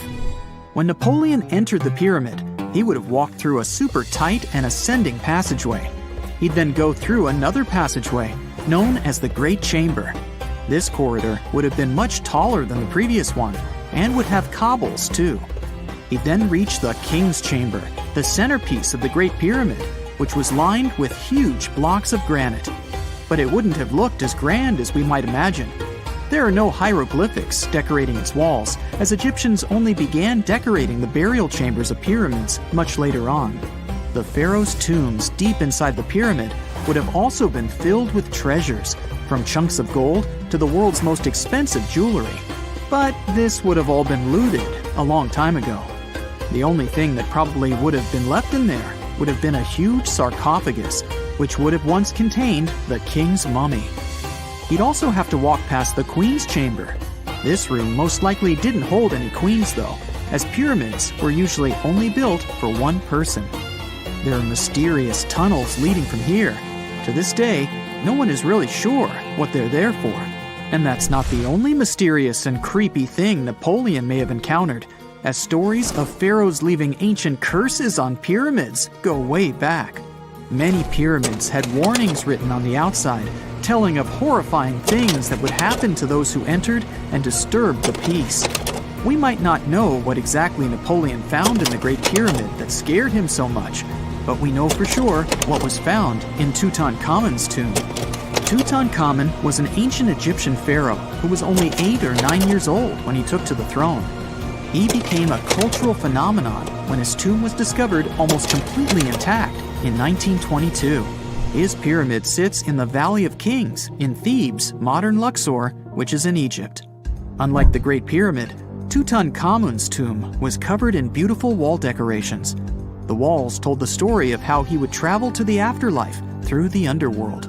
Egyptians believed all people would have to take this journey, so they would fill their tombs with objects and paintings to help them get there. There'd also be spells painted on the walls. They believed this would help people pass over to the next realm. The journey would be pretty long, and for that reason, the ancient Egyptians would also fill the pyramids with food. Tutankhamun's pyramid was filled with 8 fruit baskets. They even found something called gingerbread fruit in there. The rooms were jam-packed with furniture, statues, clothes, and staffs, amongst a whole bunch of other things. You'd likely find a lot of clothes and expensive jewelry in the pyramids as well. The ancient Egyptians wanted their ancestors to travel in style to the afterlife. They put Tutankhamun in his final resting place with over 50 pieces of clothing, all of the highest quality. There were tunics, scarves, gloves, and headdresses, and a ton of jewelry. Bracelets, pendants, necklaces, rings, and scarabs for protection were all found inside. Each of them was made of gold or precious stones. There were also fans made of ostrich feathers to keep the old pharaoh cool in the hot Egyptian sun. But the temperature inside the pyramids never actually went above 68 degrees Fahrenheit. The ancient Egyptians developed a super cool air conditioning system that we don't fully understand even today. Tutankhamun's pyramid also contained 130 walking sticks made from ebony, ivory, silver, and gold to help him on his journey. There were 3 chariots hidden away in case he got tired of all the walking. They also put 11 boat paddles inside, but there was no sign of any boat. The pyramids would be littered with the pharaoh's favorite scents and perfumes. During the excavation of Tutankhamun's pyramid, it quickly became clear that it had been robbed during ancient times. There was damage to doors and traces of oils left in empty jars. It looks like someone raided the pyramid for gold and the scents, perfumes, and oils that had been left for King Tut. There was still a bit of perfume, which was made from coconut oil and frankincense, left in one bottle. It seems like Pharaoh Tutankhamun loved board games. There was an ivory traveling set of senet in his pyramid. Although we don't know for sure exactly how to play it, we have figured out it was sort of an ancient Egyptian version of backgammon. It looks like it was a 2-player game where the goal was to knock your opponent off the board. Not really sure who Tutankhamun's mummy was supposed to play with, though. The ancient Egyptians had some rituals that may seem pretty strange to us. For example, they used to shave their eyebrows off if they ever lost a cat. So it's not too surprising they put some really weird things inside pyramids. Archaeologists discovered a collection of mummified cats and scarab beetles in pyramids that date back more than 4,000 years. They were found in the pyramids of Saqqara, which is south of Cairo. They also found a bunch of makeup kits and mirrors inside. Makeup was worn proudly by both men and women in ancient Egyptian times. Eyeliner was the most popular cosmetic. The Rosetta Stone was one of the best discoveries ever made in pyramids. It was found by our man Napoleon Bonaparte and his team. It's a black granite rock that dates back to 196 BCE. It's transcribed in Greek, Demotic, and hieroglyphic. When it was translated in 1822, we got the key to understanding ancient Egyptian hieroglyphics for the very first time. The discovery of Queen Hatshepsut's mummy in 1903 changed our understanding of the Egyptians forever. After she had passed away, her successor, Thutmose III, removed most of the evidence of her reign, so we basically knew nothing about Egypt's first great female leader. She's now gone on to become one of the few and most famous female pharaohs of Egypt. Pharaoh Khufu even had a fully fledged boat in his pyramid. Archaeologists uncovered more than 1,200 pieces of a giant boat near the Great Pyramid at Giza. They reassembled the boat, and it's a whopping 144 feet long. It's most likely a solar boat, which was designed to carry the resurrected king with the deity Ra. Fun fact, the Pyramid of Giza is the last remaining of the 7 wonders of the ancient world. The other 6 are the Hanging Gardens, the Colossus, the Temple of Artemis, the Mausoleum, the Lighthouse, and the Statue of Zeus. This pyramid was also the world's tallest man-made structure for 3,800 years, and it's the biggest pyramid in Egypt. It took a staggering 2.3 million blocks of limestone, and some weighed as much as 80 tons. It took an incredible 100,000 laborers and a whopping 23 years to build.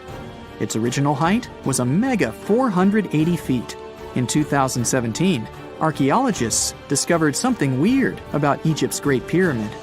There's a hidden void that's at least 100 feet long, and no one really knows why it's there or what's actually inside it. The weird void is the first inner structure discovered within the 4,500-year-old pyramid since the 1800s. Scientists used cosmic rays to detect the massive hole, but are still no closer today to finding out what's inside. The ancient Egyptians took a lot of care building the pyramids, and everything was strategically placed and structurally sound, so it's super unlikely that this hole is due to blocks falling over time. Loads of pyramids also contain small model figurines called ushabti. These represented attendants. They believed they would come to life to serve the pharaohs in the afterlife. But it's amazing that all this stuff actually fit inside.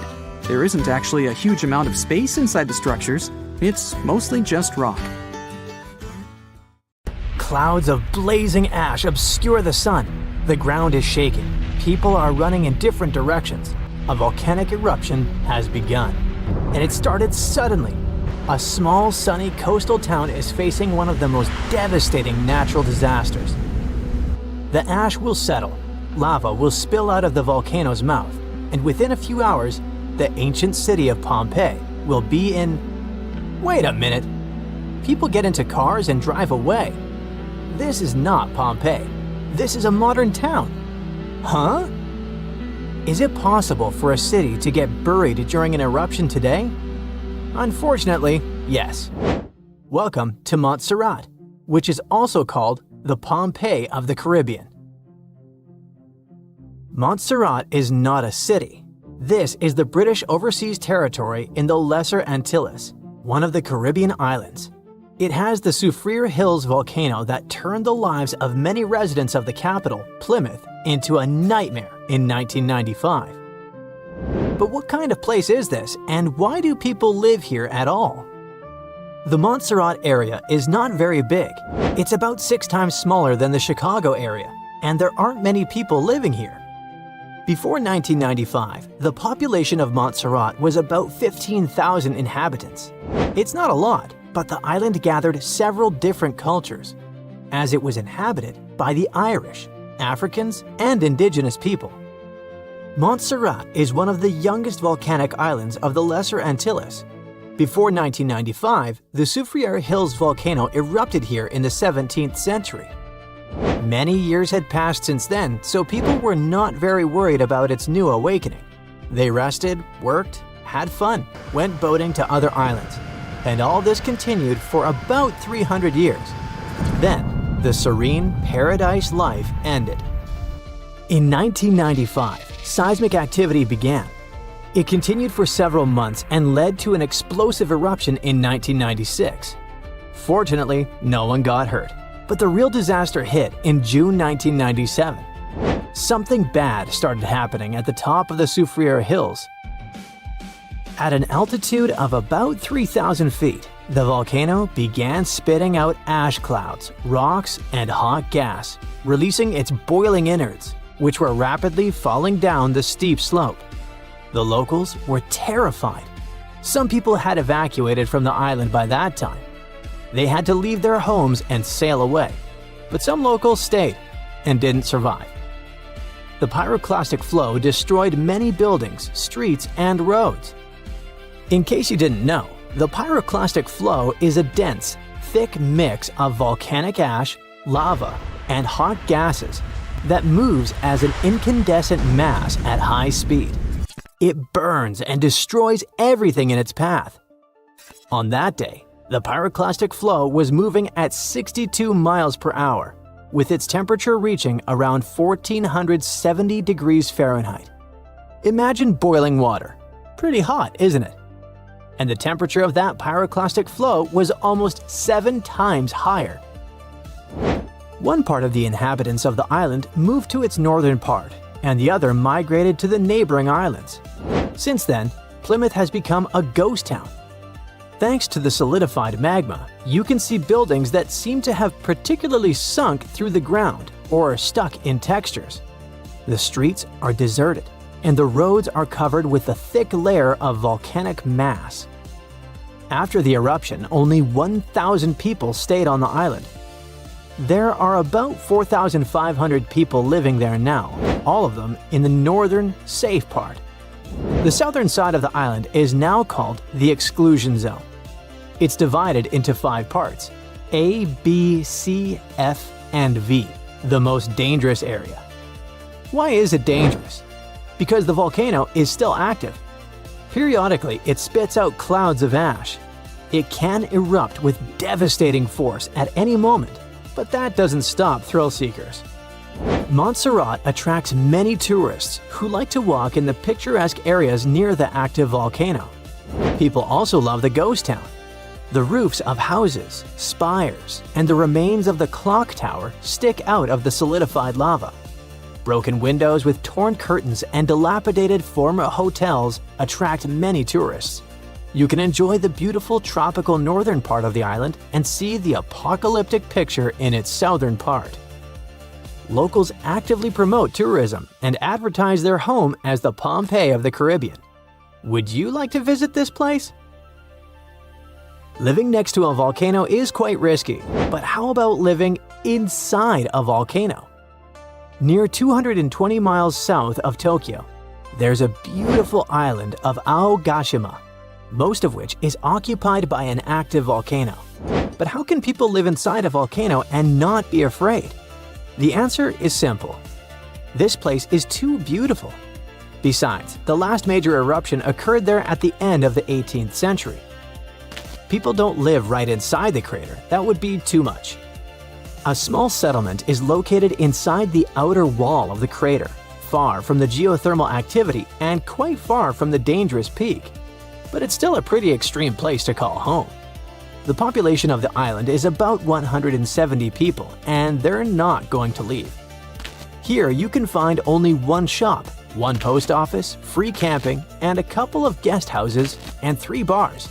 It sounds pretty cozy considering that all this is located in a green paradise.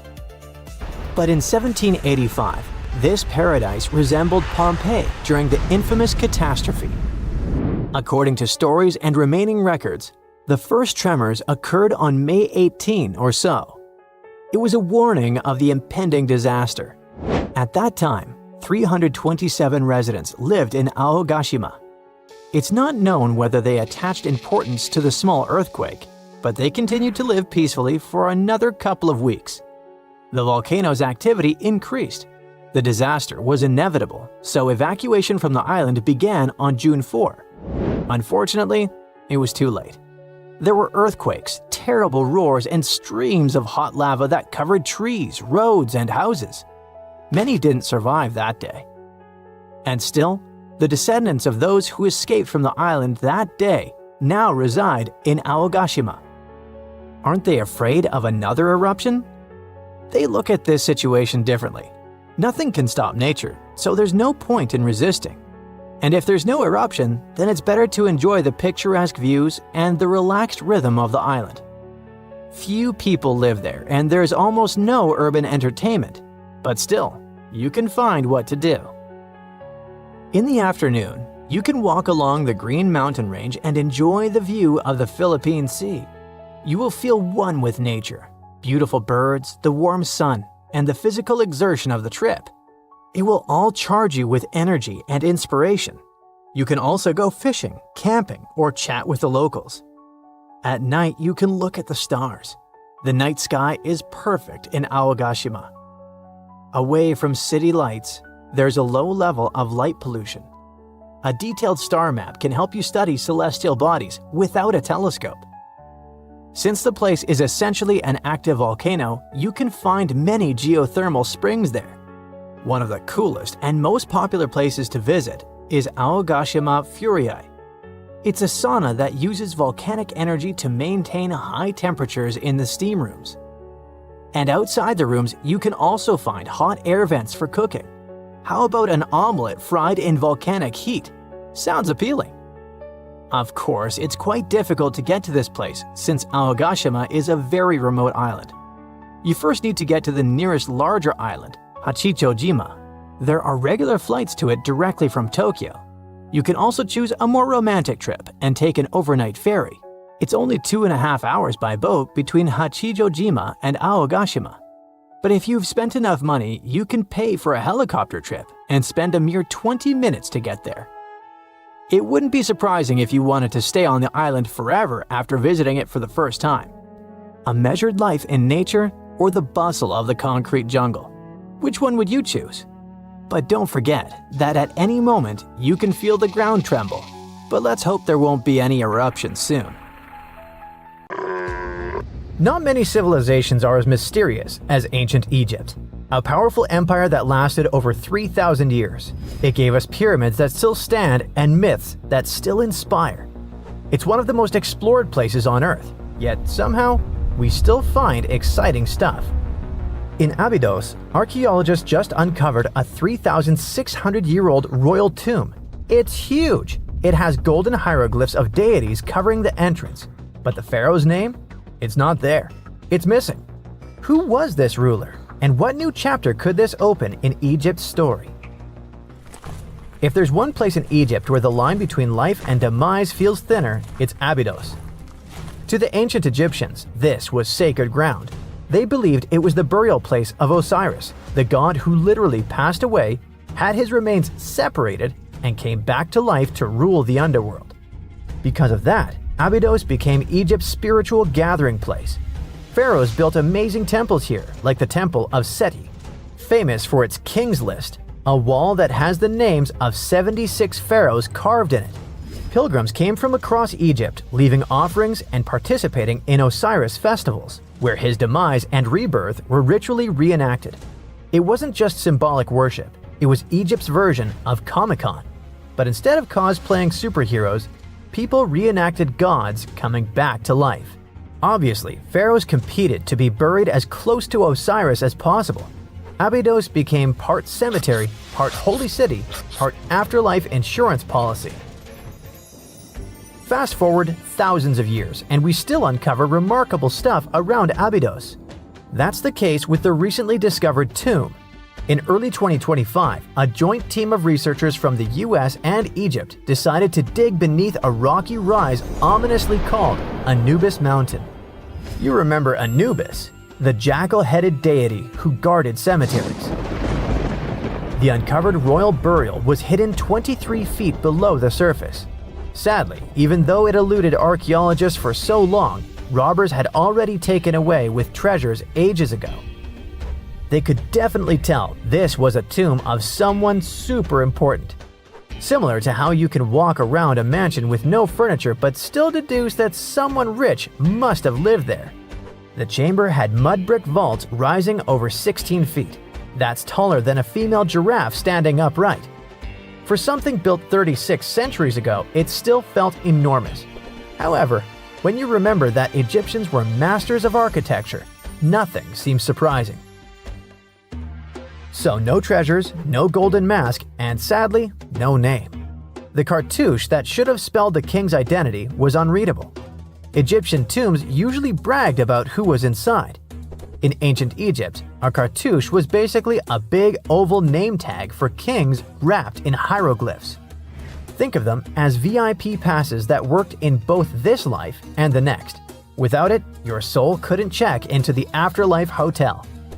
That's because to the Egyptians, your name, your Ren, wasn't just so your teacher could distinguish you from kids with the same haircut. It was a core part of who you were. As long as your Ren survived, so did you.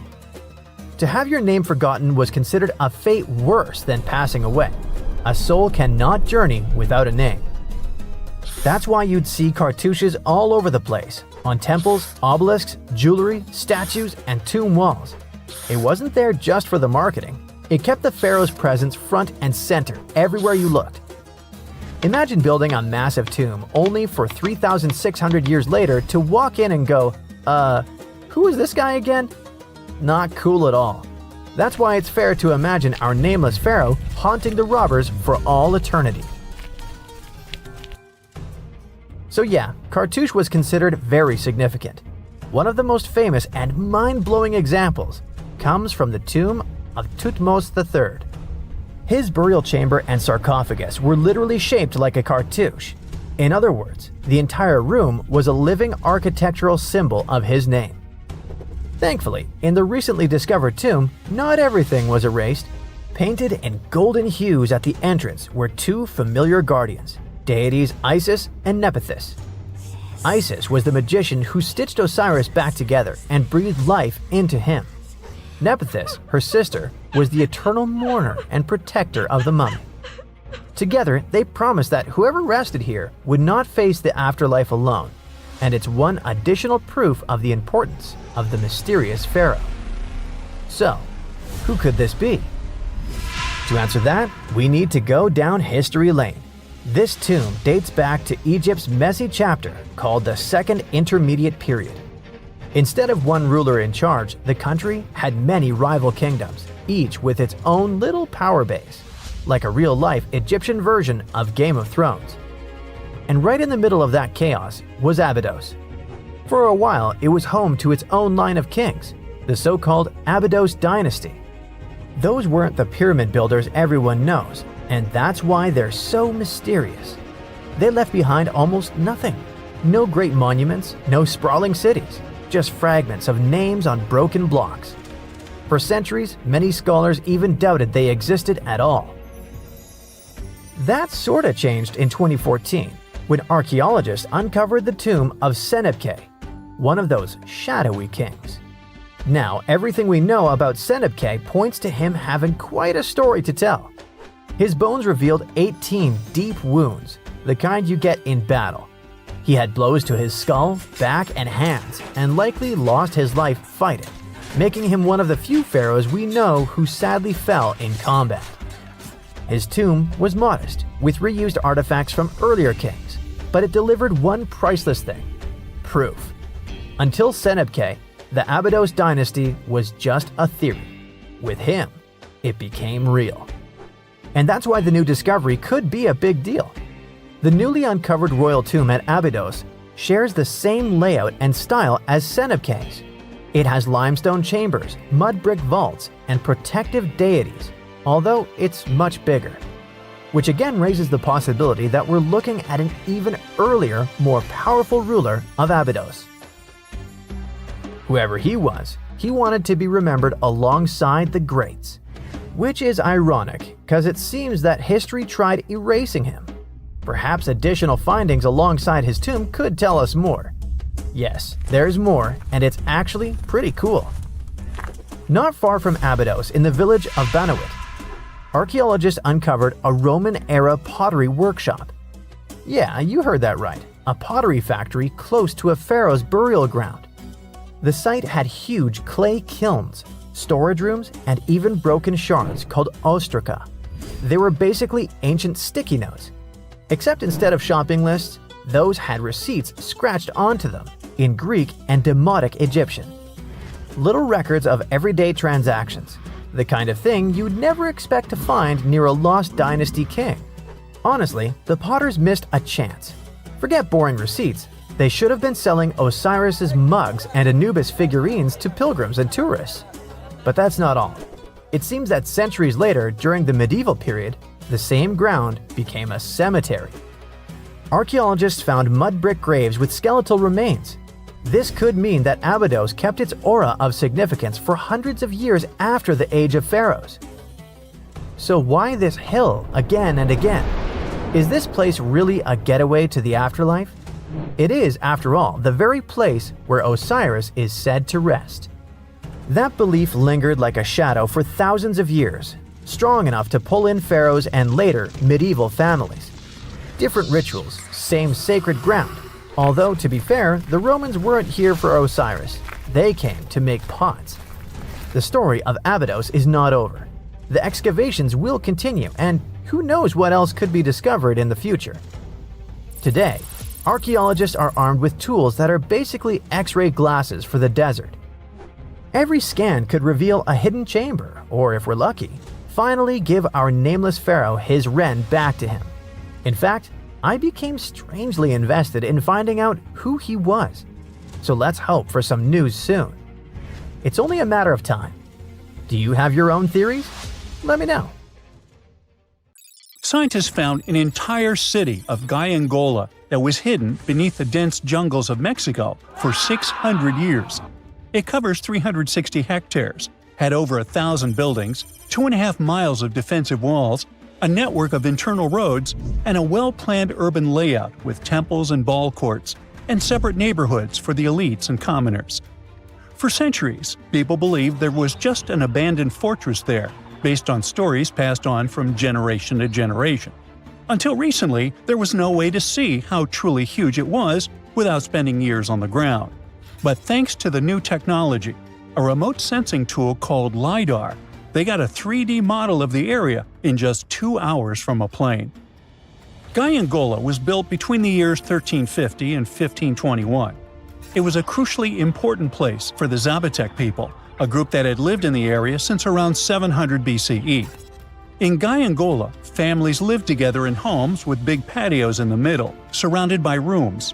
When families got bigger, they built more rooms and made their homes larger.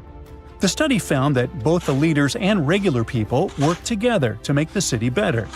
Because Gyengola was surrounded by mountains, they used this land wisely and built their houses in a way that fit the slopes and let rainwater flow naturally. This helped keep their homes safe and strong. They were built so well that many of these buildings are still standing, even after hundreds of years. There are 2 pyramids in the center of the city. They may have been used as temples where the priests celebrated rites and ceremonies to their deities. The priests brought offerings to the altars, and the people assembled at the 2 squares that are now sunken. Then, there is also a palace with 64 rooms, some of them with circular columns on several sloped terraces. There are patios with many stairways all connected to each other. The sensing tool also found a round-shaped lookout point on a natural rock, where the Zapotec people could see their foes approaching from a distance. Researchers also noticed 2 circular structures that could have been used to watch the stars and measure time. They also found some tombs, so there was most definitely a city cemetery. By the end of the 1400s, the Zapotec people controlled a large territory on the Pacific coast and had successfully defended their land from the Aztecs, who were trying to take over more territory. They did the almost impossible and survived a 7-month-long siege at Gyengola. When they won this conflict and kept control of the southern part of Mesoamerica, the Zapotecs didn't need to live in Gyengola anymore. Staying in the mountains had its pros, but they needed fresh water and good farmland to grow food. The small city of Tehuantepec, just 12 miles away, had these conditions, so they moved there just before the Spanish arrived in 1521. Over time, Zapotec traditions started to fade, but their culture didn't disappear completely, and more than 300,000 Zapotec people still live in Oaxaca state in Mexico. They speak their own languages and keep their traditions alive. Creating the 3D model of the lost city is just the beginning of the research. Archaeologists hope that future studies of Gyengola will help us learn more about how the Zapotecs were organized, how they ruled their cities, and how they interacted with the Spanish when they arrived. They plan to study all 1,100 buildings found in the LiDAR scan, and it will take a few years. Instead of digging up the ruins, they will use special technology to scan the land and learn more about the city without damaging it. This same tech helped scientists find another massive ancient city that lay hidden beneath the thick green canopy of the Amazon forest. A whole network of houses, plazas, roads, and canals was hiding in the shadow of a mighty volcano. For centuries, many scientists assumed that ancient Amazonian people lived in tiny huts, clearing patches of land to survive. But this city, built 2,500 years ago and inhabited for 1,000 years, proves the opposite. Now, scientists think tens of thousands or even hundreds of thousands of people lived in complex urban societies. Scanning the area found 6,000 rectangular platforms, each measuring around 66 by 33 feet, and standing 6 to 9 feet high. These structures were arranged in clusters around central plazas, with straight roads with perfect right angles and paths connecting them. One of the roads was 16 miles long. Building straight roads like this is far harder than just following the landscape. Some of these roads may have had deep spiritual or ceremonial significance. The volcano's rich soil helped the civilization thrive, but it may also have led to its downfall.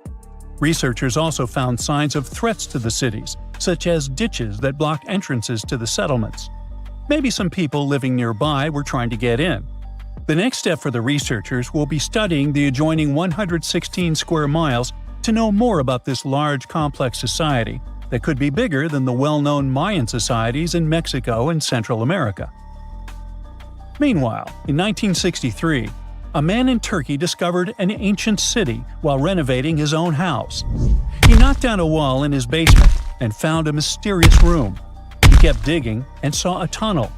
It led to the Derinkuyu underground city. It's one of the deepest multi-level underground settlements in Cappadocia and in all of Turkey. The inhabitants lived on 8 levels and had access to cellars, storage areas, chapels, a school, a study room, and other structures. All floors were connected by an extensive network of tunnels. The underground city was probably built as a shelter. The construction is hiding at 279 feet deep, and you can't see it from the outside. The complex was large enough to shelter about 20,000 people with their livestock and food supplies. There was also a 180-foot ventilation shaft. Archaeologists believe that Phrygians first built the levels. The Romans used and enhanced the structure later. The golden time of Derinkuyu was during the Byzantine era. The next lost and found city appeared only in a few inscriptions and ancient texts, so no one could be sure it really existed. Scientists searched the majority of the coast of Egypt until one archaeologist and his team detected a colossal face looking at them from under the water. The ancient city of Thonis-Heracleion was discovered completely submerged 4 miles off Alexandria's coast. In the ruins of the lost city, there were 64 ships, 700 anchors, and a treasure trove of gold coins. Archaeologists believe the 16-foot-tall statue and the temple remains are the most important findings discovered by the expedition. Back then, the city had ceremonies and celebrations that took place in the Temple of Ammon. The ruins and artifacts were made from granite and diorite, so they were in good condition even after having been in contact with water for centuries. They give people a glimpse into what life was like 2,300 years ago in one of the most important trade ports of the world. The city had a network of canals, sort of like an ancient Egyptian Venice. The canals linked many separate harbors and anchorages. Towers, temples, houses, and other structures were also linked by bridges. Thonis-Heracleion was the country's main port for international trade and the collection of taxes. No one really knows how the city ended up submerged, but archaeologists connect it with natural causes. At the end of the 2nd century BCE, most probably after a flood, it got covered with water. Then Alexandria, the city founded by Alexander the Great, became more glorious than Heracleion. Before Alexandria's fame, Heracleion was the main port of entry to Egypt. So after the tragedy, many ships heading for Heracleion had to change their route and go to Alexandria. Heracleion lost its glory until its discovery in 2000. Egyptian archaeologists made an extraordinary discovery near Cairo just recently. Drumroll please! The most ancient and most complete mummy yet discovered in the country. Yes, they were keeping it under wraps. The 4,300-year-old mummy was found in a group of tombs close to the step pyramid of Djoser, dating back to the Egyptian Old Kingdom. It was covered in layers of gold. The team also found several other tombs, including one belonging to an ancient Egyptian official and another belonging to a secret keeper who had the power to perform special ceremonies. Another interesting tomb was that of a writer, which featured the largest statues ever found in the area. This vast burial site is also home to more than a dozen pyramids and resting grounds. Probably one of the most famous mummies in the world is that of Hatshepsut. She ruled Egypt like a boss for around 20 years, building all sorts of impressive buildings and creating new trade routes. But when archaeologist Howard Carter found her tomb in the Valley of the Kings, her sarcophagus was empty. However, Carter did find 2 coffins in another tomb, one of which belonged to Hatshepsut's wet nurse and the other to an unknown woman. In 2006, a team of specialists decided to investigate whether that mysterious lady was the queen herself. They found a molar tooth in a wooden box with Hatshepsut's name on it, and when they compared it to a gap in the mummy's mouth, it was a perfect match. Ramses II was a pretty impressive ruler, but it was his mummy that eventually made history. Now, we don't hear too much about his daddy. Okay, I'll stop.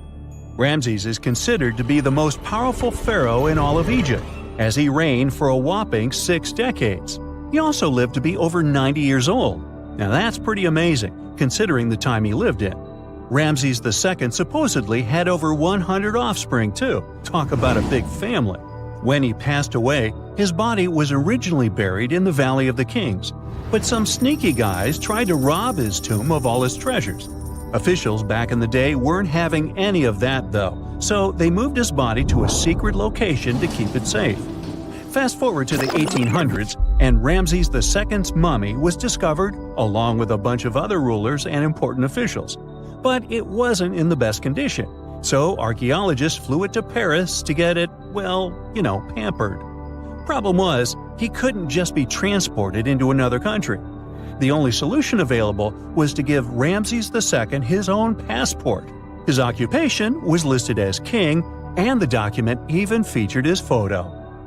Most mummies aren't necessarily known for having the most hydrated skin. But that of an ancient woman, also known as Lady Di, proves otherwise. No, not that Lady Di. This wealthy lady from ancient times was discovered in an ornate tomb in 1971, and she looked fabulous, if we can say so about a mummy. Thanks to the special conditions in her tomb, like the moisture in the environment and the lack of oxygen, her body was almost perfectly preserved. Her skin was soft, her hair was on point, and she was still flexible. The museum that now proudly displays her mummy also shows a ton of fancy items that were buried with her, like dinnerware and musical instruments. Archaeologists investigated the mummy further and discovered that she passed away from a heart attack at around 50 years old. Even though it hasn't been around for over 2,000 years, Lady Di is still making history. The mummy of Oetzi the Iceman was discovered in the Alps in 1991. Austrian authorities initially thought he was a modern mountaineer because he was so well preserved. Turns out, he was actually from the Copper Age. He was found in a mountain pass over 10,000 feet above sea level. Through studying his mummy, we've learned so much about life in Copper Age Europe.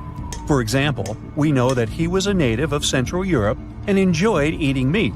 He also suffered from arthritis, narrowing arteries, and intestinal problems. But he likely used acupuncture and medicinal herbs to treat these conditions. And apparently, he was pretty handy with tools. He sharpened them just days before his untimely demise. Who knows if he was expecting trouble or just getting ready for some routine work. Now, King Tut and his story is most likely the one that made all mummies famous. This pharaoh passed away at the young age of 19, more than 3,000 years ago. But his mummy is still one of the most well-known in the world. When his tomb was opened in 1922, people went wild because it was still intact, unlike many other royal tombs. It had some seriously blinged-out coffins, including one made of solid gold. Not only did Tut's tomb give us a glimpse into ancient Egyptian history, but his mummy also taught us a lot about the time he lived in. DNA analysis helped identify his parents and revealed that the pharaoh had a rare bone disorder that might have made walking a bit tough.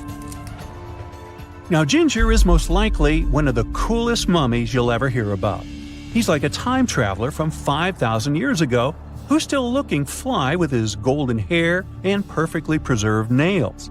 Ginger was discovered in Egypt and is believed to be the earliest known mummified body. Before people even knew about mummification, they used to place bodies in shallow graves in the hot, dry sand. And since the sand absorbed all the water, bacteria couldn't reproduce and the body was preserved naturally. Now, scientists are not sure if Ginger's preservation was intentional or not, but since he was buried with some pottery vessels, it's likely that whoever buried him knew some serious preservation techniques. If you want to meet Ginger in person, he's currently chilling at the British Museum. One Dutch art collector bought a statue from Asia and ended up finding a weird discovery. The statue contained a mummy hidden inside. Unfortunately, the body was too fragile to move, so they had to leave it there. The coolest part is that this mummy is over 1,000 years old and was on display for 200 years before being encased in the statue. When scientists did a CT scan, they found out that the mummy was filled with paper scraps covered in writings. Experts think he might have done this thing called self-mummification, which is a pretty intense process involving a special diet and tea that makes your body less prone to bacteria. Only a few people could handle this ritual, and those who managed to do that were seriously respected. No other Egyptian queen has baffled scientists and historians like the stunning Nefertiti. Based on her statues, she was known for her slender neck, wide eyes, and high cheekbones. Her name translates to "the beautiful woman has come." Talk about living up to your name, huh? Even though she wasn't a pharaoh herself, Nefertiti still managed to leave a lasting impression. Written records suggest that, as a wife and queen, she held an incredibly influential role. Because of her power, she was indeed admired, but she also managed to make quite a lot of enemies throughout her life. She was also related to King Tut, but not biologically. Rather, she was his stepmother. So far, locals have yet to identify her mummy, but that may soon change. A local Egyptologist who has been busy excavating tombs in the Valley of the Kings has found two mummies that he believes could be Nefertiti and her daughter. According to specialists, we may soon finally get a definitive answer about the identity of these two mummies. And if one of them does turn out to be Nefertiti, we could be in for a real treat. DNA analysis and CT scans of the mummy could give us the most complete and accurate image of the queen that we've ever seen. It's crazy to think that we've only scratched the surface of what lies beneath modern-day Egypt. Nefertiti ruled during a time of great power and prosperity in Egypt, but unfortunately passed away in a period of social turmoil, leading to her gravesite being lost. Now, where's my mummy? Unlike many other ancient Egyptian burial grounds, King Tutankhamun's tomb stayed hidden and free of unwanted thieves for 3,000 years.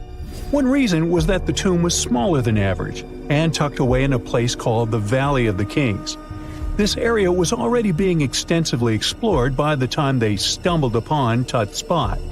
The entrance was all covered in debris from building a nearby tomb, which must have also helped keep it a secret. There were also zero writings or signs on the outside of the tomb. Time passing also played a part in keeping it in amazing shape until the 1920s, when a man named Howard Carter finally made it in. But was Carter that big of a hero? Some recent findings say he might have been sneakier than initially thought. People used to think Carter wasn't just a glorified treasure hunter, he was a true archaeologist. Before Tut, he had been on a relentless quest for Egyptian artifacts. He discovered his interest in these unusual objects when he was a child, and soon started drawing the sculptures and inscriptions that were found in ancient tombs. After stumbling upon the remains of King Tut, Carter spent a decade recording and processing all sorts of objects, like golden thrones, chariots, and statues from Tut's tomb, shipping them down the Nile to Egypt's museum in Cairo. Well, at least that was the official story. More recent discoveries claim that not all of the objects made it to Egyptian officials. A secret letter seems to uncover Carter's little 10 for them, 1 for me policy. The letter in question was sent to Sir Alan Gardner, a philologist and friend of Carter's, dated from 1922. In these writings, Carter mentioned having found the tomb and was asking his buddy for some advice. In another letter from 1934, Gardner seems to be thanking Carter for an amulet, which was sent to him as a thank you gift. Carter was adamant that it didn't come from Tut's tomb, but evidently it did. Even the British director of the Egyptian Museum was onto Carter's sneaky endeavors, but couldn't prove it. He compared Gardner's amulet to others from Tut's tomb, and lo and behold, they were a perfect match. Gardner was so disappointed to have been put in such a sticky situation that he vented to Carter in another letter. Deciding to be a good friend, Gardner didn't throw the famous archaeologist under the bus. Instead, he advised Carter to take those stolen goods back to Cairo. Just like he'd advise you to like this video and subscribe to the Brightside channel for more amazing videos on the most unique topics in history. It's not the only shady piece of information on Carter's post-discovery behavior. In 1947, a man named Alfred Lucas, who used to work with a controversial archaeologist, gave some information in an obscure journal in Cairo. He claimed that Carter sneakily cracked open the burial chamber door himself. Then he sealed it back up like nothing had happened before the official uncovering. Now, why would he do that? Well, the same theory suggests that Carter and his crew might have entered the tomb early so they could get their hands on some ancient goodies. Obviously, these people couldn't risk having such objects sold while they were still alive, but made sure they were auctioned off after they passed. Carter, though, never confessed to anything. He made no official denial either, but the Egyptian government couldn't risk any more mysterious disappearances, so they prohibited him from entering the tomb for a while. Some have connected this apparent stealing to the curse of King Tut. If you've never heard of it, know that it became quite the scary tale soon after King Tutankhamun's resting place was uncovered. It claimed that anyone messing with the tomb of the boy pharaoh would face some serious bad luck. It's not all dramatic like a mummy going on an aggressive spree, but word got out that the people involved in disturbing King Tut's lair met some mysterious, untimely ends. The main untimely passing related to this supposed curse is that of George Herbert, the 5th Earl of Carnarvon. He was this British aristocrat who helped fund the search for the tomb. He passed away just a year after the tomb was opened. Now, people love to call it mysterious, but it turns out that Herbert was already in pretty bad shape health-wise when he got to Cairo, and he ended up getting taken down by a regular disease. Now, let's talk numbers. There were a lot of people linked to this tomb opening – security guards, archaeologists, and supporting staff. And sure, a few of them did pass not long after the tomb started receiving visitors. As much as we'd like this curse to be true for the sake of, good storytelling, statistically, if you have a bunch of people connected to opening a tomb, you'd expect some passings just by random chance. The average lifespan for those supposedly targeted by the ancient curse was more than 20 years after the spell was supposed to kick in. Herbert's daughter even lived until the 1980s, that's half a century later. And Howard Carter himself lived until 1935, a solid 16 years after the big reveal. Some have suggested that the whole curse was nothing more than a careful PR strategy. You see, when Tut's tomb was found, Howard Carter wanted to make a priority out of keeping nosy reporters away. So he might have come up with a curse hanging over anyone entering the boy king's resting place. But what was stolen from King Tut's tomb anyway? Well, some jewelry to begin with. It might have been snatched by Howard Carter himself, according to a French specialist. He did some intensive research by looking at old pictures taken from inside the tomb back in the 1920s. He compared those images to various objects from museums and auction houses. He soon started to piece together the whereabouts of some of Tut's jewelry. First up, there's this collar that used to be on Tut's chest. It was all broken into pieces, and some parts went via Carter to the Nelson Atkins Museum in Missouri. Meanwhile, other bits ended up on a necklace owned by some unnamed people who tried to sell it in 2015 but failed. Even the Nelson Atkins Museum agrees, as they've confirmed the information on their website. Then there's a headdress piece. Some beads from it that once belonged to Tut apparently got stolen by Carter too. They were also strung into a necklace and are now being held at the St. Louis Art Museum. Another fancy collar made out of glazed ceramic magic spent some time at the Met, far away in New York. Thankfully, it was sent back to Egypt a bit over a decade ago. This seems to have been, as you'd expect by now, also stolen by Carter. Missing artifacts aside, King Tut still gave a ton of amazing objects that helped us learn more about this incredible ancient culture. Starting with the famous burial mask. It's this massive 21-inch gold art piece with semi-precious stones and glass paste. It weighs 22 pounds and showcases the boy pharaoh with a long beard and a headdress with a cobra and vulture. On the back, there's this spell from an important ancient Egyptian spiritual book that's supposed to make sure it works just as well in the afterlife. Tut was also apparently a board game enthusiast. They found 4 board games in his tomb, some made of ivory. Archaeologists also found a pair of gold sandals, though you'd imagine they were more for show than for comfort. In fact, the pharaoh probably never wore them in his lifetime. Now, speaking of fashion items, it turns out Tut was quite the fancy ruler. They even found a mannequin in his tomb that was used to pick out, adjust, and store his outfits and jewelry.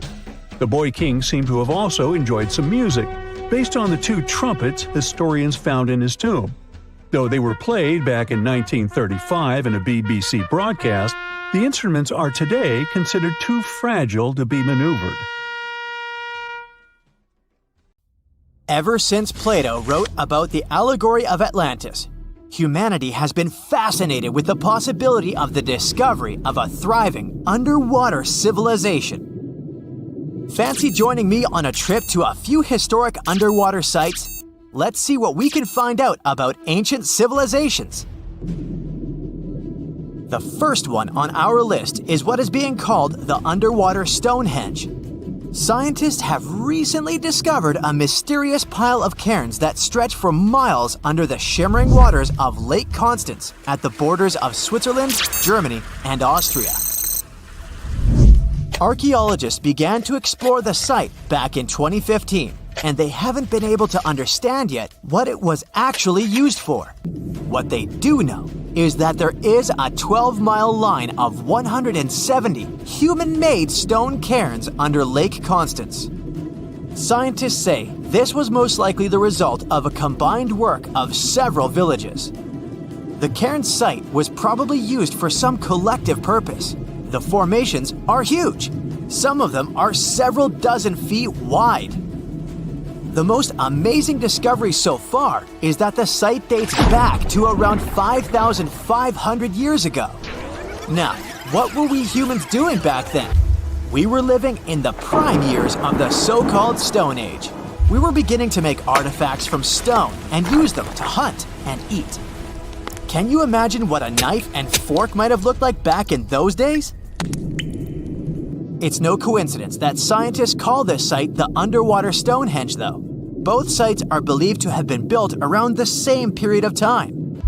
You see, Stonehenge dates back to around 3100 BCE. Both sites carry the distinct characteristic of stone monuments built in a circle. Not to mention the fact that scientists also haven't figured out why on earth our early ancestors would feel the need to build a monument such as Stonehenge. Well, the mystery of Lake Constance hasn't been solved yet. Who were the Neolithic people from this area? And for what purpose did they go through such an amount of work and effort to build this huge stone site? Next, we're taking you on a tour of the Ryukyu Islands just off the coast of Japan. You're diving deep down to an archaeological site.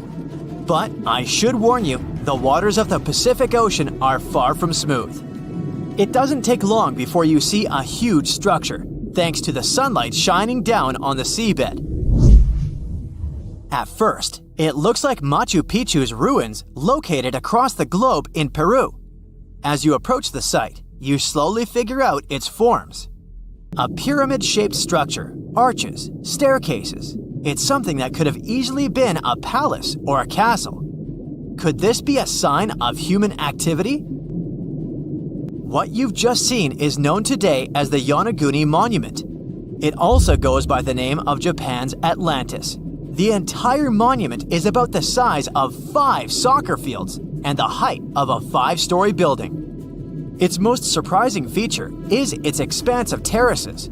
Explorers and scientists believe that Yonaguni might be 10,000 years old. But whether it's a human-made structure or a natural formation is still under debate. For Japan's top marine geologist, Professor Masaki Kimura, Yonaguni is the heritage of a lost civilization. Kimura has dived to the bottom of the ocean to explore the ruins over 100 times over the past 10 years.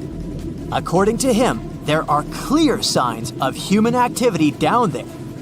On the monument's surface, there is a triangle-shaped concave that is a historical symbol of water fountains in the region. There's also a giant turtle carved on the eastern side of the structure.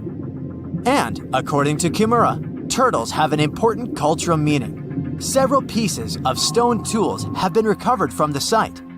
Their estimated age is around 10,000 years. However, not all scientists support this theory. For many, Yonaguni is the result of thousands of years of erosion. The fact that the monument is composed of one massive rock leads them to believe it's not human-made. The defined edges and flat surfaces resemble a natural formation in Northern Ireland, known as the Giant's Causeway. The basalt columns look like the ruins of a palace, but they're actually the result of volcanic activity in the region. Now, you're flying to the coast of Greece, 4 hours away from Athens. More specifically, you're in the Peloponnese Peninsula. You dust off an old snorkel and head for a free dive on a bright sunny day. Sometime into the dive, you start noticing patterns on a seabed. 13 feet below the surface, outlines of familiar objects start to appear, one by one. As you continue swimming, what looks like the outline of an entire city emerges in front of your eyes. Are you wondering how water could have taken the whole city? Rocks are perfectly aligned into what appears to be the foundation of a building. This is Pavlopetri, an ancient city you've probably heard about for the first time. It was discovered by Nicholas Fleming, a British oceanographer, when he was on vacation in Greece. He had heard rumors about Pavlopetri's existence and indeed found several artifacts on the seafloor. He went back to the area a year later with the team. They found a site filled with pots, storage vessels, and tools. A kernstone, for instance, is a tool used for grinding grains and turning them into flour. Multiple amphoras indicate that this settlement dates back to the Bronze Age, 5,500 years ago, when people started living in towns. The settlement is believed to have existed for over 2,400 years. Today, Pavlopetri is considered the oldest submerged town ever discovered, and what's impressive is that it wasn't a simple village. It was a vibrant port city with stone buildings, a marketplace, streets, and even squares. The next stop on our voyage is one of today's most famous underwater cities that has been turned into an archaeological park. The city of Port Royal in Jamaica exists only below the surface, but in 1692 it was one of the wealthiest cities in the Western Hemisphere. Port Royal was the center of the British Empire at the time and an important trade city that attracted people from all over the region.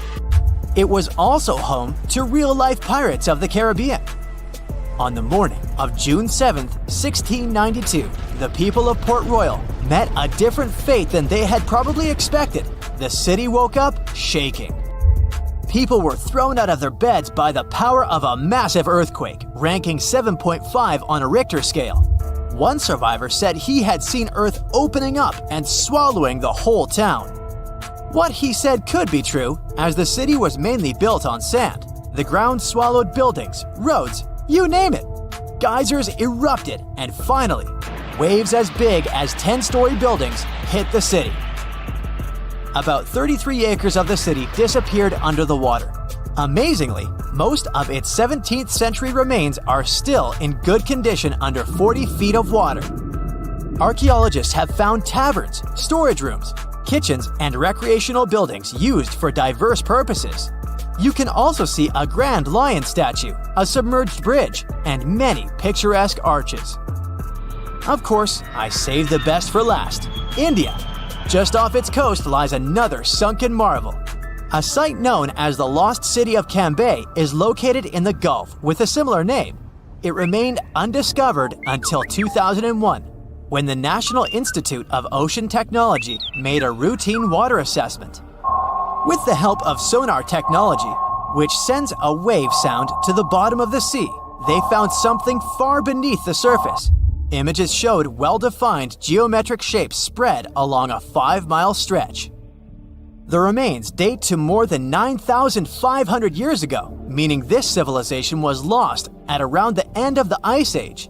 Debris recovered from the site included construction material, pottery, beads, sculptures, and even bones. Scientists argue whether these artifacts are indeed from the site, but if they truly are, then the lost city of Cambay might be the oldest civilization in the world. They finally did it. After 300 years of searching, archaeologists pinned down the location of the lost land of the White Jaguar, the city of Maya hidden in the wild jungles of Mexico. It all kicked off back in the 1500s with the Lacandon Maya. These guys were some super tough survivors who just didn't quit. When their main capital, Lacamtun, fell to the Spanish in 1586, most people would have called it game over, but not the Lacandon. Nope, they packed up, headed deeper into the rainforest, and built their last stronghold, Sakbalan. It was a hidden fortress of stone temples, twisty jungle trails, and howler monkeys acting like noisy little guards. For over 100 years, the Lacandon managed to keep their traditions alive there, far from European control. Then, in 1695, history came crashing in. A Spanish friar named Diego de Ribas stumbled into Sakbalan. And yeah, that was basically the beginning of the end. Soon after, the Spanish took over. By 1721, the Maya had abandoned Sakbalan. The jungle didn't waste time. It swallowed the place whole, with roots tearing into walls and vines smothering plazas. The city didn't just disappear, it got eaten alive. For the next 300 years, Sakbalan turned into more of a myth than a memory. A name archaeologists and explorers would whisper, secretly hoping to find it one day. Plenty of expeditions tried to track it down, but the rainforest is sneaky. Every path looks identical, maps fall apart in the humidity, and even GPS can't cut through the thick green ceiling. It was like looking for a needle in a haystack, except the haystack was alive, covered in thorns, and yeah, crawling with jaguars that would happily make you lunch. So how did the scientists crack the mystery? One word: a letter from the 17th century. The letter by Diego de Ribas described all the routes, rivers, and trails leading to Sakbalan. It showed in every detail the journey of the soldiers who walked 4 days to the Lacandon River after leaving Sakbalan. Then they sailed for 2 days and arrived at the church El Encuentro de Cristo, left their canoes, and continued on foot to Lake Petén Itzá in Guatemala. This was already detailed enough, but the scientists needed to pinpoint the exact location with geographic information systems. They took into account vegetation layers and how much each person was carrying to map an approximate range where Sakbalan should be. They fed this information to GIS and calculated where the city should be. And bingo, it worked. Archaeologists traveled through the jungle and found stone temples rising like broken teeth from the earth. There were also some tools and ceramics, and a Spanish church right in the middle of the ruins. The discovery isn't just about cool ruins, it rewrites history. For decades, people assumed the Lacandons simply scattered after Lakamtun fell, but Sakbalan proves they regrouped, fought, and preserved their culture for over a century more. It's like discovering the final chapter of a book we thought ended too soon. There's also irony here. The Spanish friar who revealed Sakbalan helped doom it. Yet his letter, centuries later, also helped save its memory. Today, the ruins sit inside a biosphere reserve, protected by the same jungle that once hid them. Tourists can't just waltz in. It's raw, tangled, alive. The city breathes again, but on its own terms. Scientists just uncovered another lost city, buried under the thick jungles of Mexico. It had been hiding there for 600 years. The place is called Genola, and it's massive, about 360 hectares with more than 1,100 buildings, 2.5 miles of defensive walls, its own network of roads, and a super organized city plan. Because it was so deep in the jungle, you'd never realize how huge it really was unless you spent years hiking through it. But modern tech swooped in to save the day, using LiDAR, a kind of laser scanning tool. Researchers flew over the site, and in just 2 hours, they had a full 3D map of the entire city. Genola was built sometime between 1350 and 1521, back in pre-Columbian times, and it used to be buzzing with life. It was a major hub for the Zapotec people, who had been around in the region since about 600 BCE. Families there lived in homes with big central patios surrounded by rooms, and as they got new members, they just add more rooms and stretch their houses out. They even used the mountains around them as natural walls and channeled mountain water for drainage. A lot of their buildings are still standing, which is wild considering how much time has passed. By the late 1400s, the Zapotec were real powerhouses along the Pacific coast. They even fought off the Aztecs, who were constantly trying to expand. At Genola, they survived a brutal 7-month siege. But even though hiding in the mountains kept them safe, it wasn't perfect. They didn't have enough fresh water or farmland to feed everyone. Just 12 miles away, the smaller city of Tehuantepec had what they needed. So the Zapotec moved there right before the Spanish arrived in 1521. What the scientists have seen so far is just scratching the surface. That LiDAR scan revealed more than 1,000 buildings, and archaeologists are planning years of research to figure it all out. Instead of digging everything up and risking damage, they'll use advanced scanning tech to keep studying the city safely. Alright, now let's hop across the world to Egypt, where archaeologists stumbled on a whole lost city called Imit, tucked away in the eastern Nile Delta. The place was buried under layers of mud, water, and time, hiding in a swamp that's been shifting and changing for thousands of years. Scientists first noticed it from way up high in faint little clusters of mud brick foundations in satellite images. The shapes looked shaky and ghost-like, but too neat to be natural. So they followed the patterns down on the ground, started digging, and the city started coming back to life. They found multi-story tower houses, basically mini skyscrapers of the ancient world. They had multiple floors, thick foundations, and could handle some serious weight. That kind of vertical living is super rare in Egypt, especially outside the Nile Delta.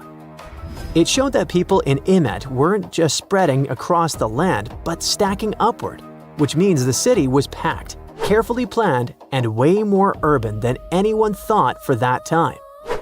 And it wasn't just fancy housing either. Archaeologists also uncovered a grain processing center with paved work areas, animal pens, and organized spaces for food production. Clearly, this was a city with a real economy running behind it. Not far from there, they spotted a ceremonial road that once led to a temple for Wadjet, Imit's patron deity. But later on, other buildings got plunked down over the road, which shows that Wadjet's worship faded over time. Still, the ruins coughed up some amazing relics. a green faience little funerary figurine, and a stela showing Harpocrates perched on crocodiles and gripping snakes. He was the Greek spin on Horus, deity of silence, secrets, and the newborn sun. And there was even a bronze sistrum, an ancient Egyptian musical instrument decorated with twin heads of Hathor. Turns out, Imit was active from around the 4th century BCE onward, stretching from Egypt's late period into the Roman era. Its location along trade routes made it a magnet for merchants and pilgrims visiting Wajet's temple. So it wasn't just hanging on, it was thriving, connecting, trading, and adapting with the times. And this isn't just another dusty ruin. Imit is giving us a window into everyday life, religion, and urban planning in the Delta, which we've always known way less about compared to the big pyramids and tombs. How much time passed between the inventions of the first computer and the appearance of the modern one? The first electronic computer in history is the ENIAC, Electronic Numerical Integrator and Computer. It was invented in 1945 by American scientists. But there's an older machine. It's the Babbage difference engine. English engineer Charles Babbage built it in 1822. This means more than 200 years have passed since the first computer, and we would have thought so if, at the beginning of the 20th century, divers hadn't discovered a computer more than 2,000 years old. In 1900, a group of divers searched for sea sponges in the Mediterranean Sea between the island of Crete and mainland Greece. But instead of sponges, they found sunken treasure ships. It was one of the most significant archaeological finds of that time. At the bottom were Greek marble sculptures and many other artifacts. Among them, divers found a strange piece of stone the size of a large book. They ignored it and put it with other finds in the museum. A few months later, archaeologists began to study the block and discovered that a strange object with bronze gears was hidden inside it. This shocked all scientists because, according to historical data, such things could not exist in ancient Greece. The technologies of that time were not so developed. Scientists started studying this object and realized they had no idea what it was. They called it the Antikythera mechanism, and they had been trying to unravel its purpose for over 100 years. The fragility of the object added complexity. It had been underwater for a millennia. Its internal instruments were damaged, and when scientists touched them, they fell apart. Over many years of research, the object has split into 82 fragments, becoming a real puzzle for scientists worldwide. They found out that it was a machine designed for astronomical calculations. With the help of X-rays, computer tomography, and virtual modeling, people could partially recreate the image of the mechanism. It was a complex structure consisting of 30 rotating gears that turned the dial. The whole mechanism was set in motion with a hand crank. All this was necessary for the ancient Greeks to track the positions of the moon and the sun and calculate the time of eclipses and the Olympic Games. It's as if Silicon Valley was in ancient Greece and the best minds united to create a revolutionary startup. The Antikythera mechanism showed that people in the distant past had excellent knowledge of astronomy and technologies for studying the starry sky. Considering that time, it was not just a machine, but a supercomputer. People entered data into it and got the result after the complex calculations it performed. In 2016, scientists found an inscription on the device containing more than 3,000 symbols. It was something like a manual for use. The text had information about eclipse colors, celestial body movement, and astrological predictions. It was like a reference list of all the events that happened to the planets in the sky. The Greeks realized that all astronomical bodies in the starry sky moved along the same routes. That is, they had orbits close to the plane of motion of our planet around the sun. Ancient astronomers couldn't calculate the path of their movement, so they created the Antikythera mechanism. This was one of its main functions. The researchers found confirmation of this version in the words of the Roman lawyer Cicero. In one of his quotes, there was a mention of a computing machine created by mathematician Archimedes. According to Cicero, the machine could depict the movement of 5 stars called wanderers. At that time, people called celestial bodies that way. Archimedes had lived before the Antikythera mechanism was invented, but perhaps he created the drawings that became the basis of the device. The mechanism worked, and when you turned the handle on it, it rotated the gears in the front and rear parts of the device. And then, the dial showed you the direction of movement of space objects. Besides, the machine had an astronomical calendar inside and tracked the time of sporting events, such as the Olympic Games, and also helped to calculate the exact time of the eclipse. Apparently, the Antikythera mechanism was something like a powerful organizer used by scientists or wealthy citizens of Greece. But what is most unusual is that its creator probably installed the function that changed the observation properties depending on the observer's location. This means that ancient astronomers had to enter different coordinates in different areas for the correct result. NASA computers can do all these things today. These expensive multi-million-dollar devices work with electricity, chips, processors, and thousands of other things. And the ancient Greeks achieved the same result 2,000 years ago with the help of this small device. This changes the idea of the technologies of ancient Greece. People of that time had plumbing and used steam to control some equipment. They were developed, but no one expected them to go so far. Archaeologists were sure that people of ancient times used giant rough gears to operate windmills.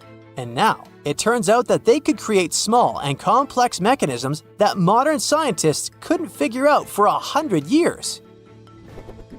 Divers continue to study the seabed where the Antikythera mechanism was found. They have already found other items, such as nails from the ship and a bronze ring. Such underwater excavations are dangerous and complicated, so the research takes a long time. Experts think that the Antikythera mechanism was not a single copy. Perhaps the ancient Greeks made the same or similar machines. Maybe they're hidden somewhere or were melted down to create something else. In those days, bronze was a costly metal, so when ancient astronomical computers broke down, people could melt them and sell the metal. Some researchers refer to the Antikythera mechanism as the ancient prototype of all modern devices. Phones, computers, and tablets have something in common with this machine. By the way, have you heard of the odometer device? This device tracks the distance traveled by car or other means of transport. Nowadays, odometers are digital, but this technology used to be mechanical, and the ancient Greeks were the first to invent it. According to some records, Archimedes might have created it. The Roman later adopted this device for use during long journeys to aid in road construction. The ancient Greeks were the first to attempt to understand the rules of geometry. The Babylonians and Egyptians used geometry in different spheres of life. However, the Greeks decided to use logical reasoning to establish the rules and formulas that we still use today. Archimedes observed that when a solid object was immersed in water, it displaced a mass of water equal to the volume of the object. Have you heard of the Hippocratic Oath? This document is read aloud by all doctors before they start practicing medicine. For us, concepts such as confidentiality between a doctor and a patient seem commonplace, as well as a doctor's duty to always try to cure and save people's lives. But all of this was invented by ancient Greek Hippocrates. In addition to the famous oath, he was one of the first to make a scientific leap in medicine. In ancient times, people viewed illnesses as punishment for bad deeds. But Hippocrates discovered that diseases were natural and that the human body could react differently to them. This may seem obvious now, but the ancient Greeks reached this conclusion in 460 BCE. Aristotle was the first to suggest that our planet is a sphere, and thanks to him, we enjoy movies, TV series, and performances. The ancient Greeks invented theater in the form we know it today. Aristotle wrote the first rules of drama in history, which guide directors and screenwriters on how to keep the viewer's attention. Greek writers created plays in various genres, including tragedies, satires, and comedies. All of this contributed to the formation of Western culture, and that's why many directors enjoy staging ancient plays. And this is only a small part of what the Greeks invented. Therefore, it's quite logical that they were able to create the Antikythera mechanism.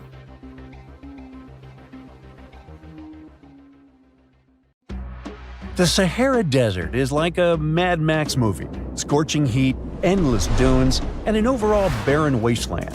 A place where no one could live, right? Well, forget all you know about it, because 5,000 years ago, the Sahara was a lush paradise of grasslands, lakes, and rivers, and the home of a ghost civilization that vanished without a trace. Our tale begins in the 1930s, when a Hungarian explorer stumbled upon a cave in the middle of the Sahara. Inside, he found something bizarre: ancient rock paintings of people swimming in a lake, surrounded by giraffes, hippos, and crocodiles. At the time, everybody shrugged it off as some symbolic depiction of the afterlife, because, really, who would imagine a lake in the Sahara? Well, fast forward some 70 years later, when a group of archaeologists made a discovery that flipped the script. In a rock shelter in Libya, they unearthed 15 mummies, along with baskets, ceramic pots, and other everyday items.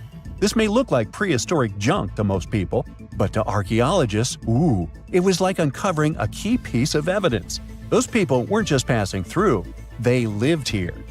You see, those weren't just any mummies. They were some of the oldest naturally mummified humans ever found, dating back over 7,000 years. Take that, Egypt.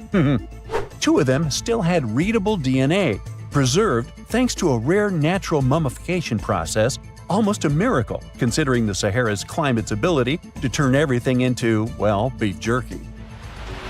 Scientists struggled to understand where those mummies came from for a while, because the mitochondrial DNA they recovered was not helpful at all. But thanks to scientific progress, they eventually managed to do a full genome analysis that revealed some weird secrets. Those people belonged to a human lineage that was completely unknown, and they lived isolated from the rest of humanity for thousands of years. For decades, researchers assumed that the place where they lived, the Green Sahara, was like a prehistoric highway, a lush corridor that humans and animals used to migrate between sub-Saharan Africa and the Mediterranean. But the mummies demolished that theory, like a hippo sitting on a sandcastle. Their DNA showed zero genetic mixing with sub-Saharan and Eurasian migrants, keeping their genes pure for 7,000 years. Their closest genetic relatives weren't their neighbors living right below the famous desert, but some ancient hunter-gatherers from Morocco, and even some guys that lived in the Czech Republic, when it wasn't even a country yet, 50,000 years ago. We're not out of the woods yet, because those mummies also carried some teeny-tiny traces of Neanderthal DNA, just 10% of the amount found in modern Eurasians. Now, if you paid attention in school, then you know that Neanderthals lived in Europe and Asia, and early humans only mixed with them after migrating out of Africa. But those Green Sahara folks never left Africa. So how did they get Neanderthal genes? The leading theory is that their ancestors mingled with Neanderthals in North Africa 50,000 years ago before settling in the Sahara and cutting off contact with the outside world. Archaeologists also found cattle bones and tools made of stone and wood at that rock shelter, proving that those people led a thriving pastoral lifestyle. This discovery made scientists scratch their heads for a while because, you see, animal domestication was not developed in Africa. So how did they learn it if they never mingled with anyone? Did they have ancient YouTube tutorials? Probably not. The researchers believe they must have traded knowledge with neighboring groups, but just knowledge, no saliva. It's almost too hard to believe that no outsiders mixed with them. After all, who wouldn't want to live in a thriving civilization in the middle of a green paradise, drinking milk, eating meat, and even using animal blood as a protein source? Ooh, yummy. They didn't have to hunt for every meal, thanks to their livestock, and the abundant water made life pretty sweet. And yet, they never married outsiders. Why? Maybe it was a cultural choice to never date outside their own group, or maybe the landscape itself kept them isolated. This is where scientists place their bets. They believe that the dense forests and rivers that existed in the Green Sahara acted like nature's no trespassing sign, creating a geographical barrier that isolates animals, plants, and whole societies. This isolation is the reason why their genes were so unique. These guys weren't swapping spit with anyone else. But this genetic time capsule almost didn't survive. For most of the last ice age, the Sahara was even harsher than today, a true dead zone where humans couldn't survive. 70,000 years ago, even the toughest people disappeared, retreating to the Nile Valley and the Mediterranean coast. Why? Because Earth was a climate bully. Massive glaciers stole all the moisture, weakening monsoons until rain clouds barely reached North Africa. Then came the knockout punches. Armadas of icebergs flooded the North Atlantic, triggering devastating droughts each time. This was the Sahara's ultimate keep-out era. Now, you're probably wondering how in the world the Sahara turned green after all this, and then went back to being a desert again. Well, it all started 15,000 years ago, I wasn't around then, when Earth was shaking off the last ice age. Our planet's axis was a bit wobbly, and because of that, the northern hemisphere got closer to the sun, getting extra sunlight and heat. This eternal summer turned North Africa into a giant moisture magnet, pulling water from the Atlantic and making it all rain down on the Sahara. The result of this ridiculous amount of rain was a lush savanna, complete with lakes the size of small countries. But the African humid period was not just a one-time miracle. The truth is, this eternal on and off switch between green and desert happened to the Sahara more than 230 times since the desert was born. During one of these events, the Sahara even expanded, getting bigger than it is today. So when the Green Sahara showed up, you can bet it brought the ultimate ecosystem glow-up. This wasn't just a light dusting of grass. We're talking full makeover. The transformation was so complete, it even reshaped animal populations. Cheetahs suddenly struggled with the new prey dynamics, while rodents like the multi-mammate mouse thrive in the suddenly abundant grasslands. But don't pack your prehistoric swim trunks just yet. This paradise had teeth. The Sahara was an ecological maze of crocodile-infested rivers, malaria-carrying mosquitoes, and big cats lurking in the tall grass. Crossing it would have been like playing a real-life game of Hungry Hungry Hippos. This is probably why more groups didn't settle permanently. The Sahara's climate cycled between wet and dry every 20,000 years, hardly a stable zip code. For most ancient people, it was smarter to treat the Green Sahara like an all-you-can-eat buffet, grab resources and leave before the desert returned. Still, this Green Sahara period lasted for 10,000 years, giving our mystery shepherds plenty of time to thrive. But around 5,000 years ago, Earth's axis shifted again, the rains moved away, and the Sahara dried up faster than a puddle in July. As the desert returned, the shepherds from the Green Sahara had no choice but to pack up their livestock and leave. Some researchers believe they migrated toward the Nile, laying the groundwork for ancient Egypt, so I guess their legacy lives on. Besides, their pure lineage may be extinct by now, but some faint genes of the mummies can still be found in the people that live in North Africa today. But the introvert mummies were not the only ones using the Green Sahara as an Airbnb. They actually had neighbors just around the corner, in a lakeside village in Niger to be exact. Those people thrived for 5,000 years and left behind the oldest Sahara Desert cemetery, including a man buried in a turtle shell, a grinning Halloween man with filed teeth, and a heartbreaking family embrace frozen in time, victims of the very waters that sustained them. Eventually, those people disappeared too, just like it happened to our antisocial friends.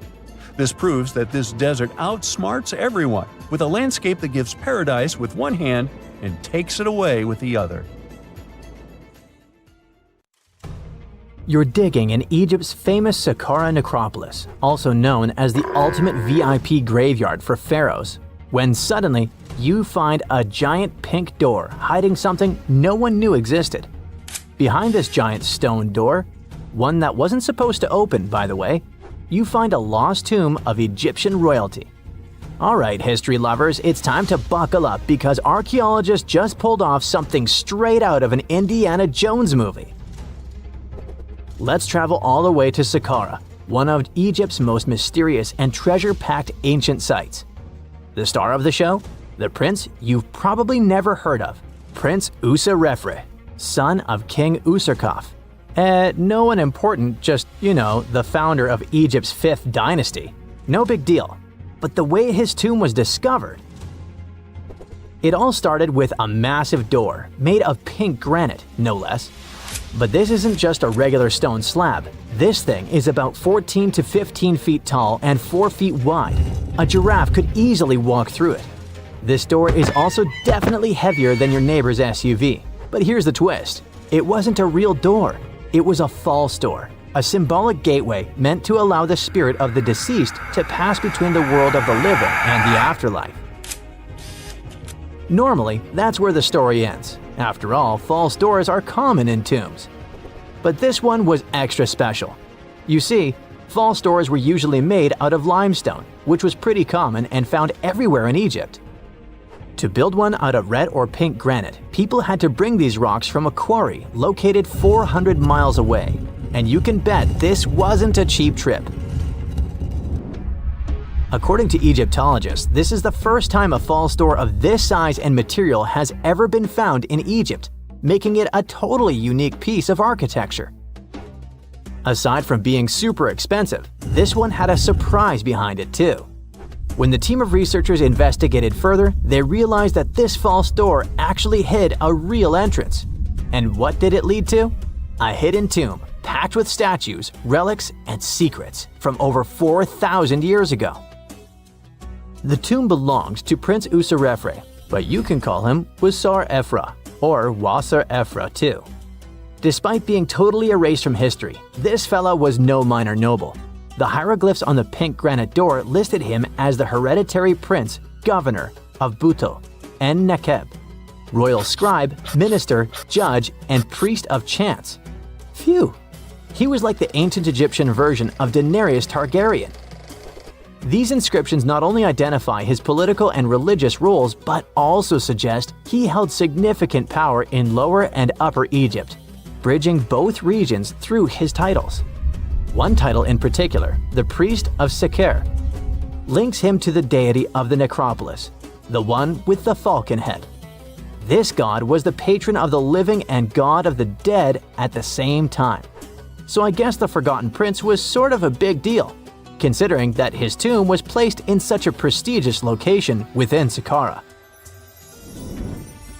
What's even more mysterious is that Prince Userefre doesn't appear in official king lists or royal family trees, which makes us wonder if he passed away before he could rule, or if his legacy was deliberately erased in one of ancient Egypt's classic political dramas. Some scholars now believe his erasure might be connected with shifting religious or political power struggles during the early 5th dynasty, especially as his father Userkaf was reshaping Egypt's religious order. And speaking of his father, King Userkaf was a total game changer. He wasn't just the founder of the 5th dynasty, he also kicked off a religious revolution by promoting the sun god Ra over older deities. That's right, Userkaf built the very first sun temple at Abu Sir, setting off a dynasty-wide obsession with solar worship. After Userkaf wrapped up his short but revolutionary reign, a whole lineup of pharaohs took the stage. Sahure, Neferirkare, Nusere-Ini, basically the boy band of the 5th dynasty. And these guys were all about two things: building pyramids and making money. They weren't just stacking stones, they were expanding Egypt's influence, opening up trade routes to far-off lands, and blinging out their temples like it was nobody's business. Back in the tomb, things got even cooler.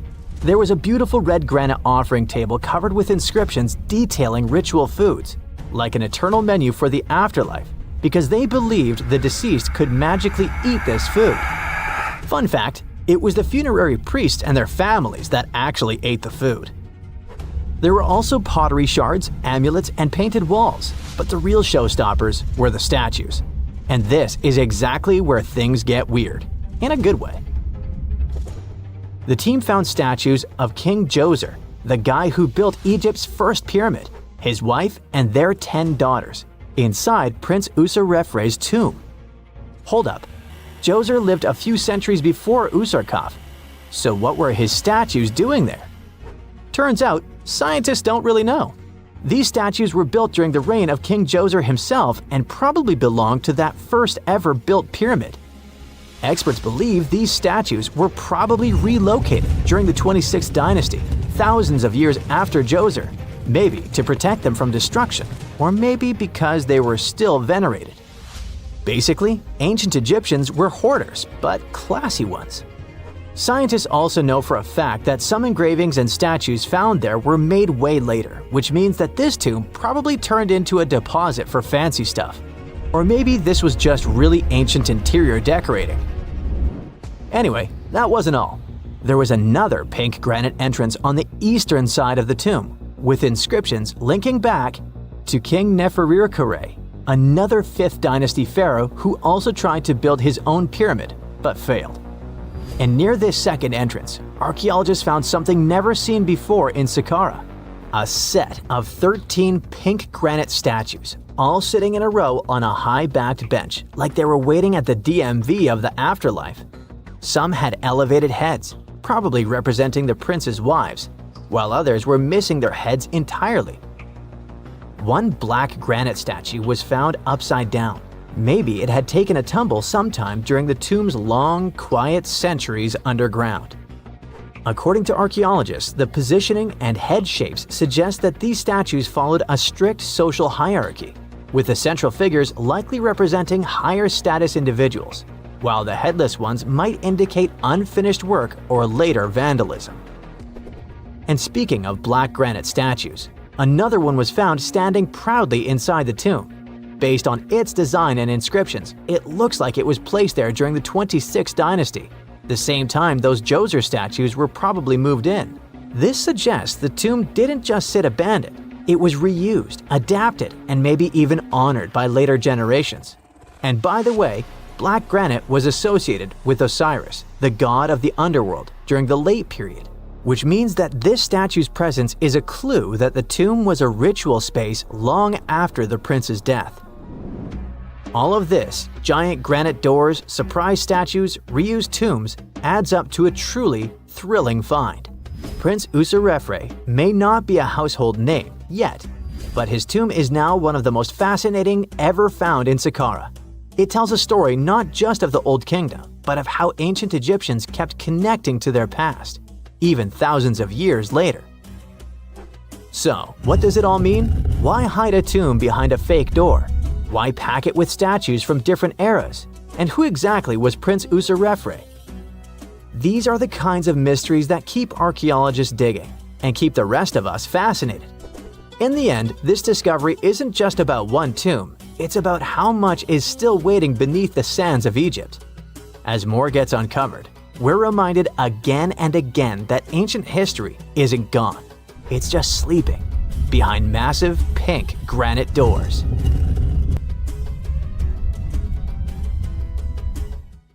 Scientists have discovered a never-before-seen pyramid immersed in the sands of Judea. After a little digging, they discovered that it held treasures that had been untouched for over 2 millennia and historical secrets that we can only now access. At the Zohar Fortress site, 2,600 feet above the Dead Sea, archaeologists were searching for manuscripts that would provide new information about the history of the site. The excavation was originally part of a long-standing campaign launched by the authorities. Its goal was to protect the sites from looting and unauthorized excavations. What they didn't expect was to find a pyramid-shaped structure built on top of a hill, made of hand-cut stones, each weighing hundreds of pounds. At first, the experts thought it was just a tomb, but they soon noticed the shape of the original walls and understood that the mound was a construction. They immediately realized that someone had dug into the top of the structure, probably looters who had spotted something valuable there. Luckily, most of the structure was still buried in sand, so the most valuable finds were hidden from sight.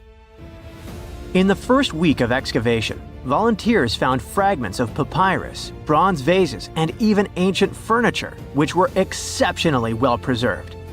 The desert climate had been a great ally in preserving those artifacts over the millennia.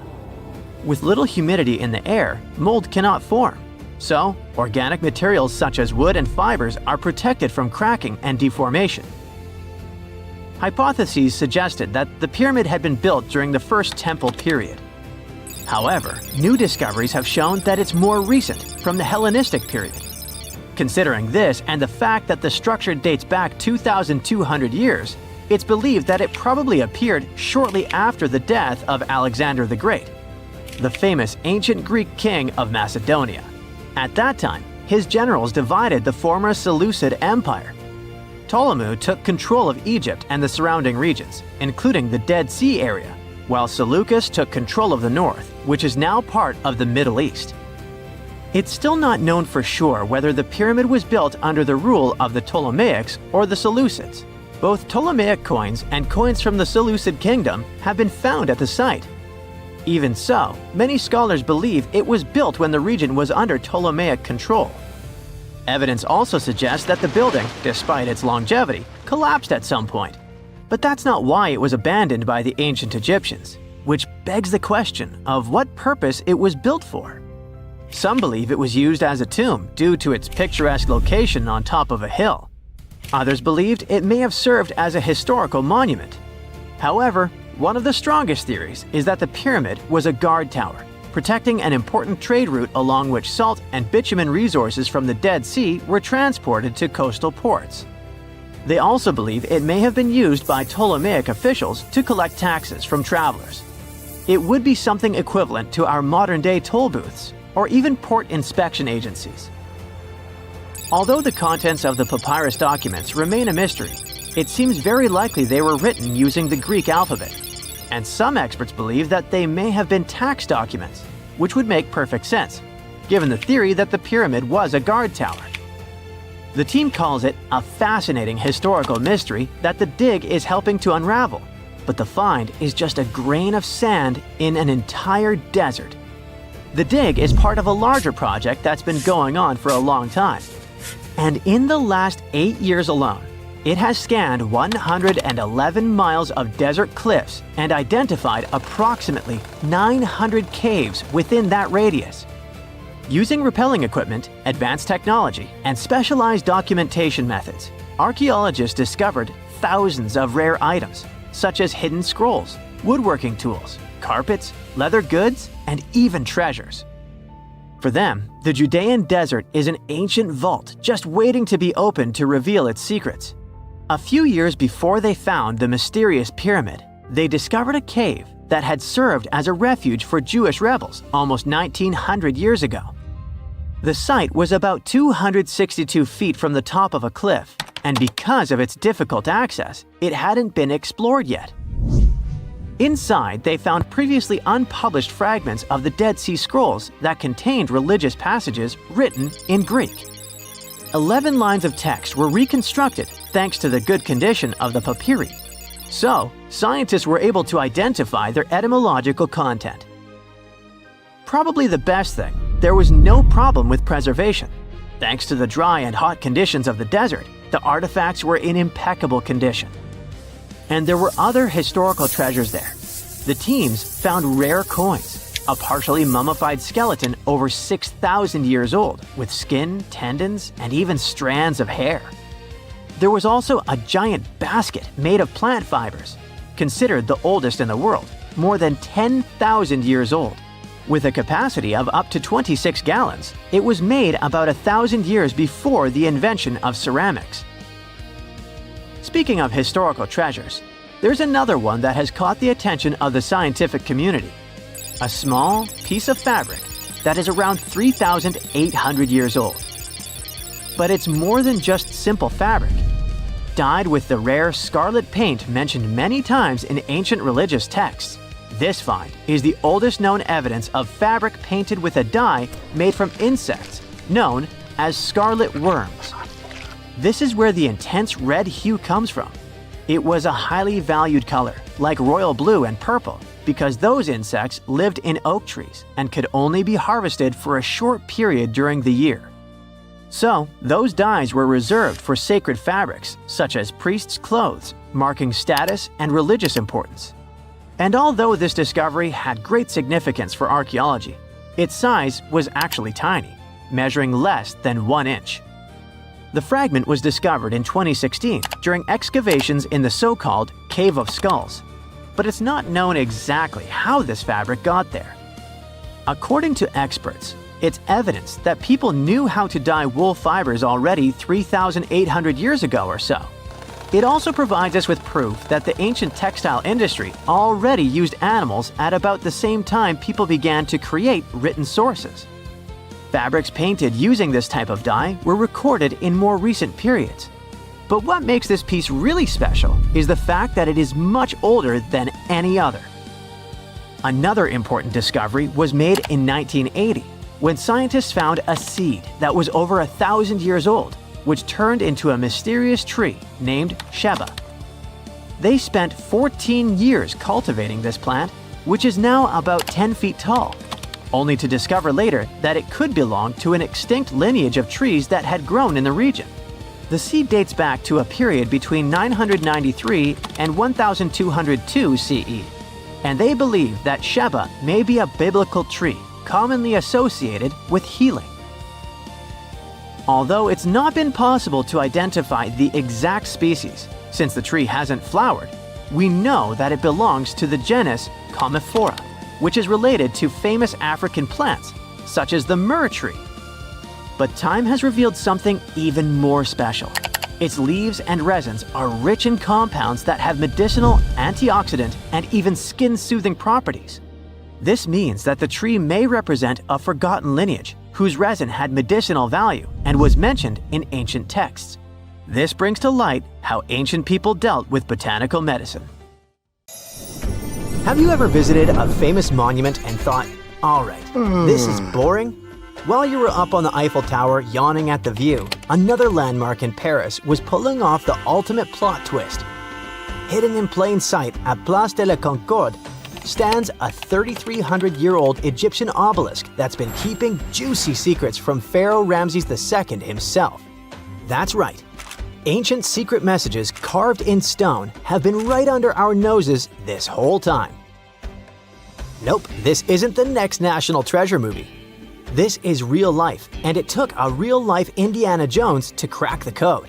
So, let's set the stage. You've probably seen this block of stone before, right? Towering 75 feet high, this massive granite pillar was originally from Luxor, Egypt, and it's been chilling in the heart of Paris since 1836. It's covered in hieroglyphs, and for years, everyone assumed we'd already cracked our code. Mystery solved. Nothing left to see here. Enter Jean-Guillaume Olet-Pelletier, French Egyptologist, cryptology expert, and part-time monument whisperer. Basically, if Indiana Jones traded his whip for reading glasses and binoculars, you'd get this guy. He's got a rather unusual hobby. He strolls up to the obelisk every now and then and casually reads hieroglyphs. For fun. Yes, he can read them fluently. No, we don't know what that says about our own hobbies. Until 2021, experts believe that the inscriptions on the obelisk mainly praise the gods Amun or Amun-Ra, if you're on friendly terms, and Horus, you know, the falcon-headed sky god with those super famous parents Osiris and Isis. But during one of his casual reading sessions, Olet-Pelletier noticed something odd. Some of the hieroglyphs weren't just singing praises to the gods, they were giving directions, literal directions, to the entrance of the Temple of Luxor. But wait, it gets even better with a little backstory. Obelisks like this weren't just pretty lawn decorations. They were usually placed at the entrances of major temples, like the Temple of Luxor, where this one originally stood. They symbolize the sun god Ra and were meant to represent a ray of sunlight frozen in stone. Basically, they were giant sacred exclamation points showing off the pharaoh's divine connection and power. Ramses II had 2 of them set up at Luxor's entrance to honor the gods and, of course, to brag about himself. This one got shipped off to France in the 1830s as a gift from the ruler of Egypt, Muhammad Ali. No, not the boxer. And it's been waiting for someone to take a closer look at it. Moving the obelisk to Paris was no small feat. It weighed over 220 tons and had to be transported on a ship built especially for it, called the Luxor. How original. The whole transportation cost the modern equivalent to $19 million. Interestingly, its twin obelisk still stands in Luxor, which means that researchers can compare both structures to see if the story really matches. This pairing of obelisks was intentional, meant to guide the eye and the spirit towards sacred space. Lucky for us, Jean Guillaume picked the perfect moment to snoop around. The obelisk was undergoing restoration for the upcoming Olympic Games. Scaffolding was up, giving him rare access to the tippy top of the monument. Armed with binoculars and a ladder, he got eye level with parts of the pillars that most of us can only squint at from street level. And that's when he uncovered the real twist. Turns out, ancient Egyptians didn't just chisel random symbols into stone. They had something way cooler up their sleeves: crypto-hieroglyphs. Those were specialized coded forms of writing used for sacred or elite messages. Basically, ancient VIP-only emojis. While your average temple priest could read standard hieroglyphs, crypto-hieroglyphs were reserved for the pharaoh's inner circle. Today, only 6 people on Earth can read them fluently. And wouldn't you know it, our French friend is one of them. Of course he is. Now, here's where things get wild. Normally, hieroglyphs written on monuments like the obelisk are read top to bottom, right to left. Simple enough. But Jean Guillaume decided to break the rules and read them horizontally instead of vertically. That's when he started spotting weird patterns, phrases, and symbols that had been hiding in plain sight for nearly 200 years. Some of these messages were so cleverly hidden, and you could only understand them if you walked around the obelisk in a certain way. He calls it 3D cryptography. That's right, the obelisk itself is like one giant ancient Rubik's Cube. Depending on the angle you read from, the message could change entirely. Yes, ancient Egypt invented something like the lenticular effect long before Pokemon cards made it cool. Okay, so what in the world does the message say now? Glad you asked. These aren't just random notes from the past. They're political gold. One inscription praises Ramses II as a divine figure who could not be dethroned. Another says the king made offerings to the god Amun, which wasn't just him being nice. This was a big political move. Back then, religion and power were totally intertwined, so showing off your divine connection was like launching a PR campaign, except instead of tweets, they used 200-ton stone monuments. Ramses II wasn't just any ruler, by the way. He reigned for over 60 years and basically pulled off the Beyoncé of pharaonic careers. He won battles, or at least said he did, built cities, temples, and statues of himself all over Egypt, and declared himself a living god. When he ordered these obelisks, he wasn't just creating monuments. He was launching ancient propaganda flyers at priests, nobles, and visiting dignitaries. In fact, Ramses II was so good at self-promotion, he may as well be the original king of rebranding. He claimed victory at the Battle of Kadesh, even though it ended in a stalemate and they had the victory carved into walls and monuments across Egypt. The Luxor obelisk was another way of reinforcing his godlike powers every time someone passed by or read its text. And here's the cherry on top. Some of these inscriptions were positioned just right so they'd be seen by nobles arriving by boat for a festival. That's probably the reason why they can only be read from a certain angle. But if you stood at the base of the obelisk, you wouldn't see much. But from a 45-degree angle standing right in the middle of the Nile, sweet stuff! Imagine pulling up to a religious celebration and seeing giant stone text basically saying, "Hey, Ramses is chosen by the gods, don't forget it." Subtle? Not exactly. Effective? You bet. Some messages even carry double meanings. One line might spell out Ramses II's full royal title. But read it differently, and boom! It says he's got eternal life. That's next-level branding. You can almost hear him saying, "Look at me, still trending 3,000 years later." For decades, scholars thought this monument had given up all its secrets, but thanks to new access, modern tools, and some fresh eyeballs, we now know there's still a ton to uncover.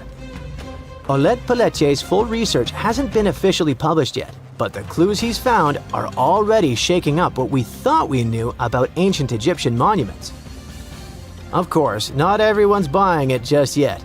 Some scholars are skeptical, especially about the idea that boat-riding nobles could actually see those messages clearly. But let's be honest, ancient advertising wasn't easy. Even if your billboard is 75 feet tall, you still need the right angle and the right audience. So the next time you're in Paris staring at the obelisk while sipping your overpriced café au lait, remember, you're not just looking at a fancy paperweight from the 19th century. You're standing in front of an ancient Egyptian PR campaign, a 3D puzzle, and a 3,300-year-old flex from Ramses II himself. And let's be real, if that obelisk had been hiding messages this long, who's to say it's done talking? So grab your magnifying glass, channel your inner Egyptologist, and remember, the real treasure isn't gold or jewels, it's the drama chiseled in stone.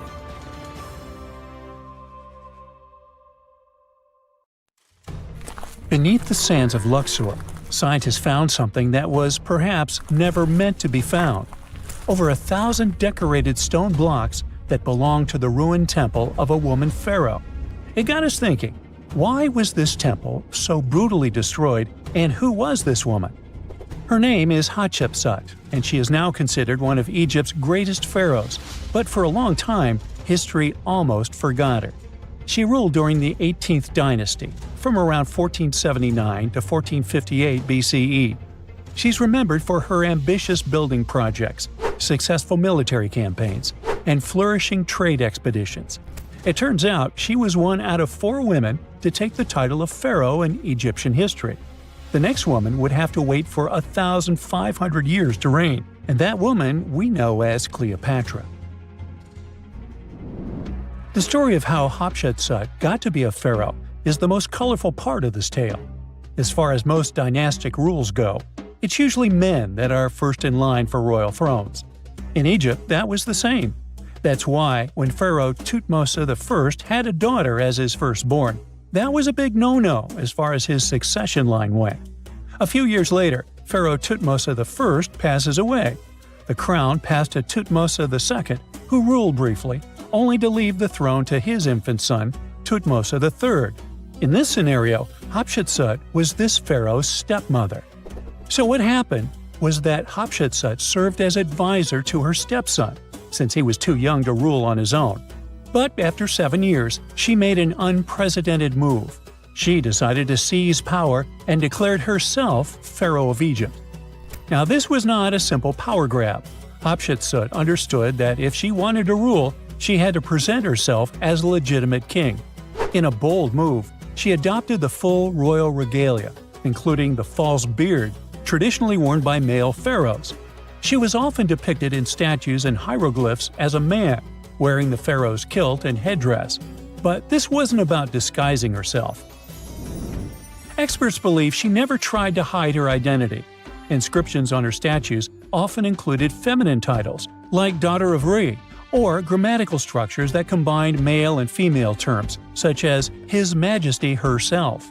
This showed that while she adopted traditional symbols of kings, she still acknowledged her true gender. But she needed to go even further. To legitimize her rule, she crafted an elaborate origin story. She claimed that the deity Amun himself had visited her mother in the form of her father, Thutmose I, and that she was his divine daughter. Now this was no small claim, since pharaohs were seen as deities on earth. By aligning herself with Amun, she strengthened her right to the throne. In temple carvings, she depicted this divine birth with Amun, presenting her as his rightful heir. These narratives weren't just mythology, they were tools, ensuring her position remained unchallenged. Hatshepsut also took a new name, Ma'at Kari, which translates roughly to "truth is the soul of the sun god." The word Ma'at was central to Egyptian beliefs. It represented order, justice, and divine balance. Pharaohs were expected to uphold Ma'at to ensure Egypt's stability. By calling herself Ma'at Kari, Hatshepsut was likely reinforcing that she was a legitimate and rightful ruler. Her reign was truly great. She led Egypt into an era of peace and prosperity, launching massive building projects and restoring temples across the kingdom. Her most famous achievement was the construction of her temple at Deir el-Bahari, a pretty impressive architectural masterpiece carved into the cliffs of Luxor. Hatshepsut initiated one of the most ambitious construction projects in ancient Egyptian history, commissioning monuments, temples, and obelisks to immortalize her reign. It's argued that she continued with the construction of the Avenue of the Sphinxes, a grand road lined with statues leading to the Karnak Temple. For many, her shining architectural achievement was the towering obelisk she had carved from single pieces of granite. One of these, weighing over 320 tons, still stands today. Now, beyond building, she expanded Egypt's influence through trade. She sent an expedition to the mysterious land of Punt, believed to be modern-day Somalia or Eritrea, bringing back riches like gold, ivory, and exotic animals. Her fleet of ships sailing the Red Sea marked the first recorded trade mission of its kind, establishing economic ties that would benefit Egypt for generations. Yet, for all of her success, something strange happened after Hatshepsut passed away. Her successor, aka her stepson Thutmose III, who had been overshadowed by her rule, took a drastic step. He ordered her name to be erased from history. Her statues were defaced, her inscriptions chiseled away, and her achievements credited to other rulers. It was as if she had never existed. Some believe Thutmose III wanted to reclaim his rightful place as pharaoh, while others suggest that later rulers, uncomfortable with the idea of a female pharaoh, sought to restore traditional male dominance. The story gets even more tragic. The power struggle between stepmother and stepson continues, since, even after her passing away, Thutmose III built his own temple right next to Hatshepsut's at the Valley of the Kings. But he built his temple with one deliberate modification. His monument was built 11 feet higher than hers. Mind you that this was no accident, it was a symbolic statement. He wanted to overshadow her legacy. But history had other plans. Hatshepsut's legacy started to be rediscovered in the 19th century, and it was only through careful archaeological investigation that her reign was properly recognized. Today, Hatshepsut is remembered as one of Egypt's greatest pharaohs. Her reign, once erased, has been reconstructed through constant archaeological discoveries, proving that her power and influence could not be so easily forgotten. Her resting place had been hidden in plain sight, her body removed from its original chamber in an effort to erase her from history. This final piece of evidence cemented her legacy, proving that even attempts to erase a pharaoh could not really do it. Hatshepsut's grand temple, Djeser-Djeseru, was a stunning architectural feat, designed to immortalize her reign and solidify her divine connection to Amun. But after her death, her successor, Thutmose III, launched that calculated effort to erase her legacy, and parts of her temple were dismantled. Historians still debate why. Was it a dynastic power move, an attempt to restore traditional male rule, or a bid to strengthen Thutmose III's claim to the throne? Maybe he was just a jerk. Whatever the reason, the destruction wasn't immediate. It happened decades after her death, suggesting it might not have been a personal revenge, but a broader political strategy. Yet, despite these efforts, her temple endures, and so does her story, a defiant echo of Egypt's first great female pharaoh. Let's travel through space and time to another place. Dashur, Egypt, is known to be home to several resting places of people from ancient Egypt. In the year 2017, scientists uncovered a long-lost pyramid. They quickly called the Ministry of Tourism and Antiquities because they suspected it was going to be a big deal. Unlike most pyramids that were found in the area, this one was completely sealed. Lifting the capstone was a delicate process. When they finally managed to open the pyramid, they expected to find an undisturbed chamber, Instead, it was chaos. The place had been looted, and the personal items of the person that had passed away were scattered all over. But in the middle of the wreckage, they found a chest. Using the latest scanning technology, they managed to read the damaged hieroglyphs on its surface. What they found was unbelievable. The name inscribed there was as clear as day: Princess Hatshepsut. Ooh.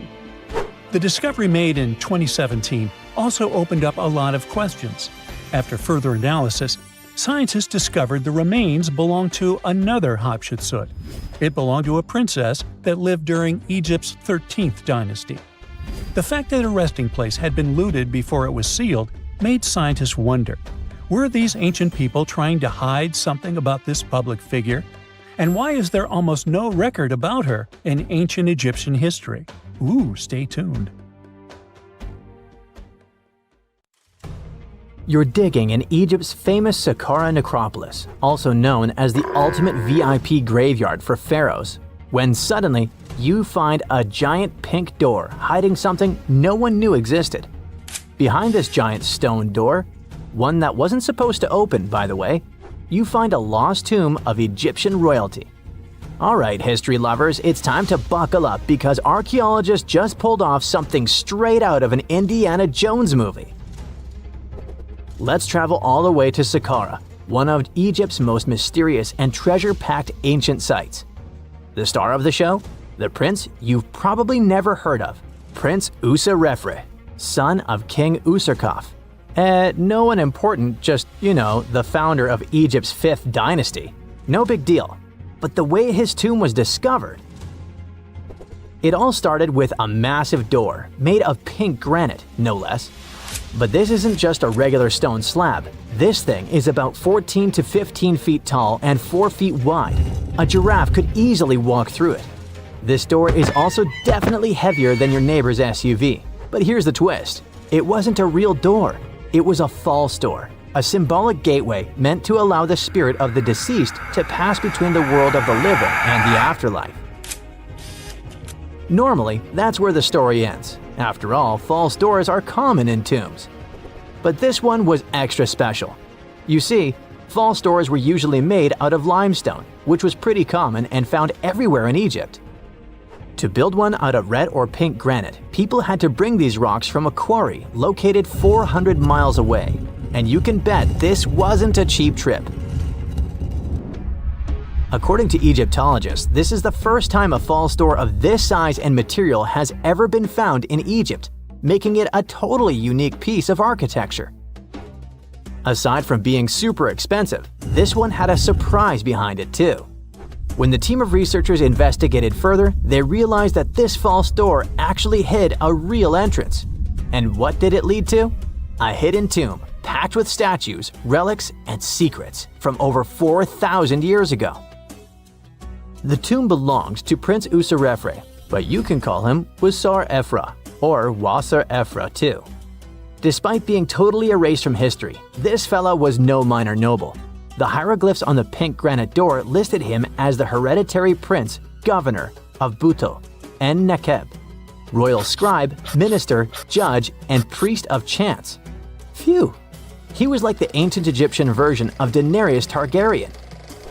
These inscriptions not only identify his political and religious roles, but also suggest he held significant power in Lower and Upper Egypt, bridging both regions through his titles. One title in particular, the Priest of Seker, links him to the deity of the necropolis, the one with the falcon head. This god was the patron of the living and god of the dead at the same time. So I guess the Forgotten Prince was sort of a big deal, considering that his tomb was placed in such a prestigious location within Saqqara.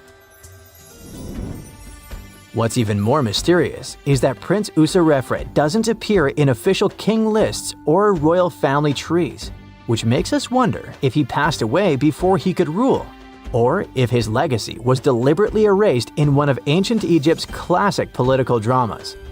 Some scholars now believe his erasure might be connected with shifting religious or political power struggles during the early 5th dynasty, especially as his father Userkaf was reshaping Egypt's religious order. And speaking of his father, King Usarkov was a total game changer. He wasn't just the founder of the 5th dynasty, he also kicked off a religious revolution by promoting the sun god Ra over older deities. That's right, Usarkov built the very first sun temple at Abu Sir, setting off a dynasty-wide obsession with solar worship. After Usarkov wrapped up his short but revolutionary reign, a whole lineup of pharaohs took the stage. Sahure, Neferirkare, Nusere Ini, basically the boy band of the 5th dynasty. And these guys were all about two things: building pyramids and making money. They weren't just stacking stones, they were expanding Egypt's influence, opening up trade routes to far-off lands and blinging out their temples like it was nobody's business. Back in the tomb, things got even cooler. There was a beautiful red granite offering table covered with inscriptions detailing ritual foods, like an eternal menu for the afterlife, because they believed the deceased could magically eat this food. Fun fact, it was the funerary priests and their families that actually ate the food. There were also pottery shards, amulets, and painted walls, but the real showstoppers were the statues. And this is exactly where things get weird, in a good way. The team found statues of King Djoser, the guy who built Egypt's first pyramid, his wife, and their 10 daughters, inside Prince Usarrefre's tomb. Hold up, Djoser lived a few centuries before Usarkov, so what were his statues doing there? Turns out, scientists don't really know. These statues were built during the reign of King Djoser himself and probably belonged to that first ever built pyramid. Experts believe these statues were probably relocated during the 26th dynasty, thousands of years after Djoser, maybe to protect them from destruction, or maybe because they were still venerated. Basically, ancient Egyptians were hoarders, but classy ones. Scientists also know for a fact that some engravings and statues found there were made way later, which means that this tomb probably turned into a deposit for fancy stuff. Or maybe this was just really ancient interior decorating. Anyway, that wasn't all. There was another pink granite entrance on the eastern side of the tomb, with inscriptions linking back to King Neferirkare, another 5th dynasty pharaoh who also tried to build his own pyramid, but failed. And near this second entrance, archaeologists found something never seen before in Saqqara: a set of 13 pink granite statues, all sitting in a row on a high-backed bench, like they were waiting at the DMV of the afterlife. Some had elevated heads, probably representing the prince's wives, while others were missing their heads entirely. One black granite statue was found upside down. Maybe it had taken a tumble sometime during the tomb's long, quiet centuries underground. According to archaeologists, the positioning and head shapes suggest that these statues followed a strict social hierarchy, with the central figures likely representing higher status individuals, while the headless ones might indicate unfinished work or later vandalism. And speaking of black granite statues, another one was found standing proudly inside the tomb. Based on its design and inscriptions, it looks like it was placed there during the 26th dynasty, the same time those Djoser statues were probably moved in. This suggests the tomb didn't just sit abandoned, it was reused, adapted, and maybe even honored by later generations. And by the way, black granite was associated with Osiris, the god of the underworld, during the late period, which means that this statue's presence is a clue that the tomb was a ritual space long after the prince's death. All of this, giant granite doors, surprise statues, reused tombs, adds up to a truly thrilling find.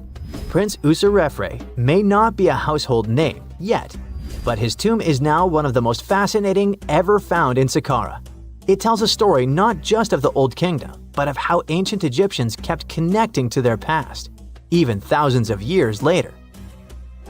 So, what does it all mean? Why hide a tomb behind a fake door?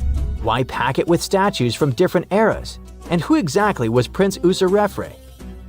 These are the kinds of mysteries that keep archaeologists digging and keep the rest of us fascinated. In the end, this discovery isn't just about one tomb, it's about how much is still waiting beneath the sands of Egypt. As more gets uncovered, we're reminded again and again that ancient history isn't gone. It's just sleeping, behind massive pink granite doors.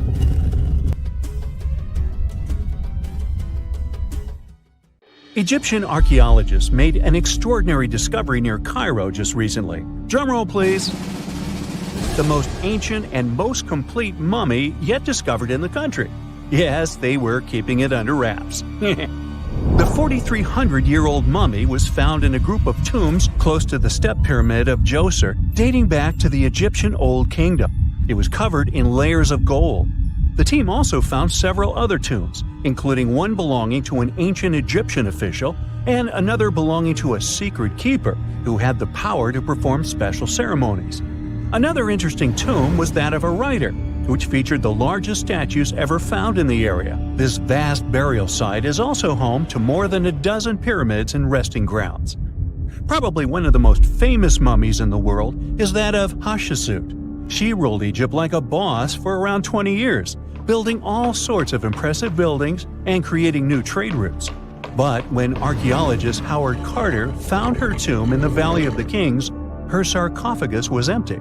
However, Carter did find 2 coffins in another tomb, one of which belonged to Hatshepsut's wet nurse and the other to an unknown woman. In 2006, a team of specialists decided to investigate whether that mysterious lady was the queen herself. They found a molar tooth in a wooden box with Hatshepsut's name on it, and when they compared it to a gap in the mummy's mouth, it was a perfect match. Ramses II was a pretty impressive ruler, but it was his mummy that eventually made history. Now, we don't hear too much about his daddy. Okay, I'll stop. Ramses is considered to be the most powerful pharaoh in all of Egypt, as he reigned for a whopping 6 decades. He also lived to be over 90 years old. Now that's pretty amazing, considering the time he lived in. Ramses II supposedly had over 100 offspring too. Talk about a big family. When he passed away, his body was originally buried in the Valley of the Kings, but some sneaky guys tried to rob his tomb of all his treasures. Officials back in the day weren't having any of that though, so they moved his body to a secret location to keep it safe. Fast forward to the 1800s, and Ramses II's mummy was discovered along with a bunch of other rulers and important officials.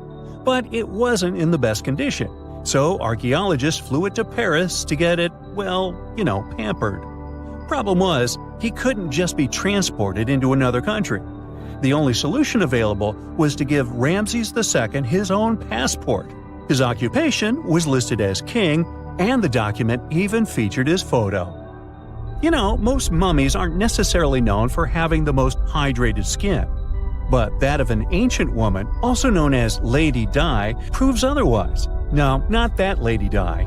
This wealthy lady from ancient times was discovered in an ornate tomb in 1971, and she looked fabulous, if we can say so about a mummy. Thanks to the special conditions in her tomb, like the moisture in the environment and the lack of oxygen, her body was almost perfectly preserved. Her skin was soft, her hair was on point, and she was still flexible. The museum that now proudly displays her mummy also shows a ton of fancy items that were buried with her, like dinnerware and musical instruments. Archaeologists investigated the mummy further and discovered that she passed away from a heart attack at around 50 years old. Even though it hasn't been around for over 2,000 years, Lady Di is still making history. The mummy of Oetzi the Iceman was discovered in the Alps in 1991. Austrian authorities initially thought he was a modern mountaineer because he was so well preserved. Turns out, he was actually from the Copper Age. He was found in a mountain pass over 10,000 feet above sea level. Through studying his mummy, we've learned so much about life in Copper Age Europe. For example, we know that he was a native of Central Europe and enjoyed eating meat. He also suffered from arthritis, narrowing arteries, and intestinal problems. But he likely used acupuncture and medicinal herbs to treat these conditions. And apparently, he was pretty handy with tools. He sharpened them just days before his untimely demise. Who knows if he was expecting trouble or just getting ready for some routine work. Now, King Tut and his story is most likely the one that made all mummies famous. This pharaoh passed away at the young age of 19, more than 3,000 years ago, but his mummy is still one of the most well-known in the world. When his tomb was opened in 1922, people went wild because it was still intact, unlike many other royal tombs. It had some seriously blinged-out coffins, including one made of solid gold.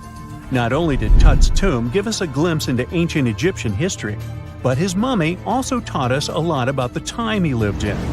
DNA analysis helped identify his parents and revealed that the pharaoh had a rare bone disorder that might have made walking a bit tough.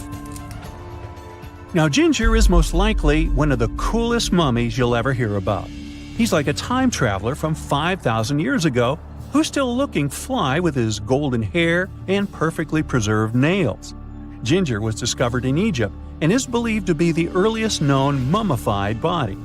Before people even knew about mummification, they used to place bodies in shallow graves in the hot, dry sand. And since the sand absorbed all the water, bacteria couldn't reproduce and the body was preserved naturally.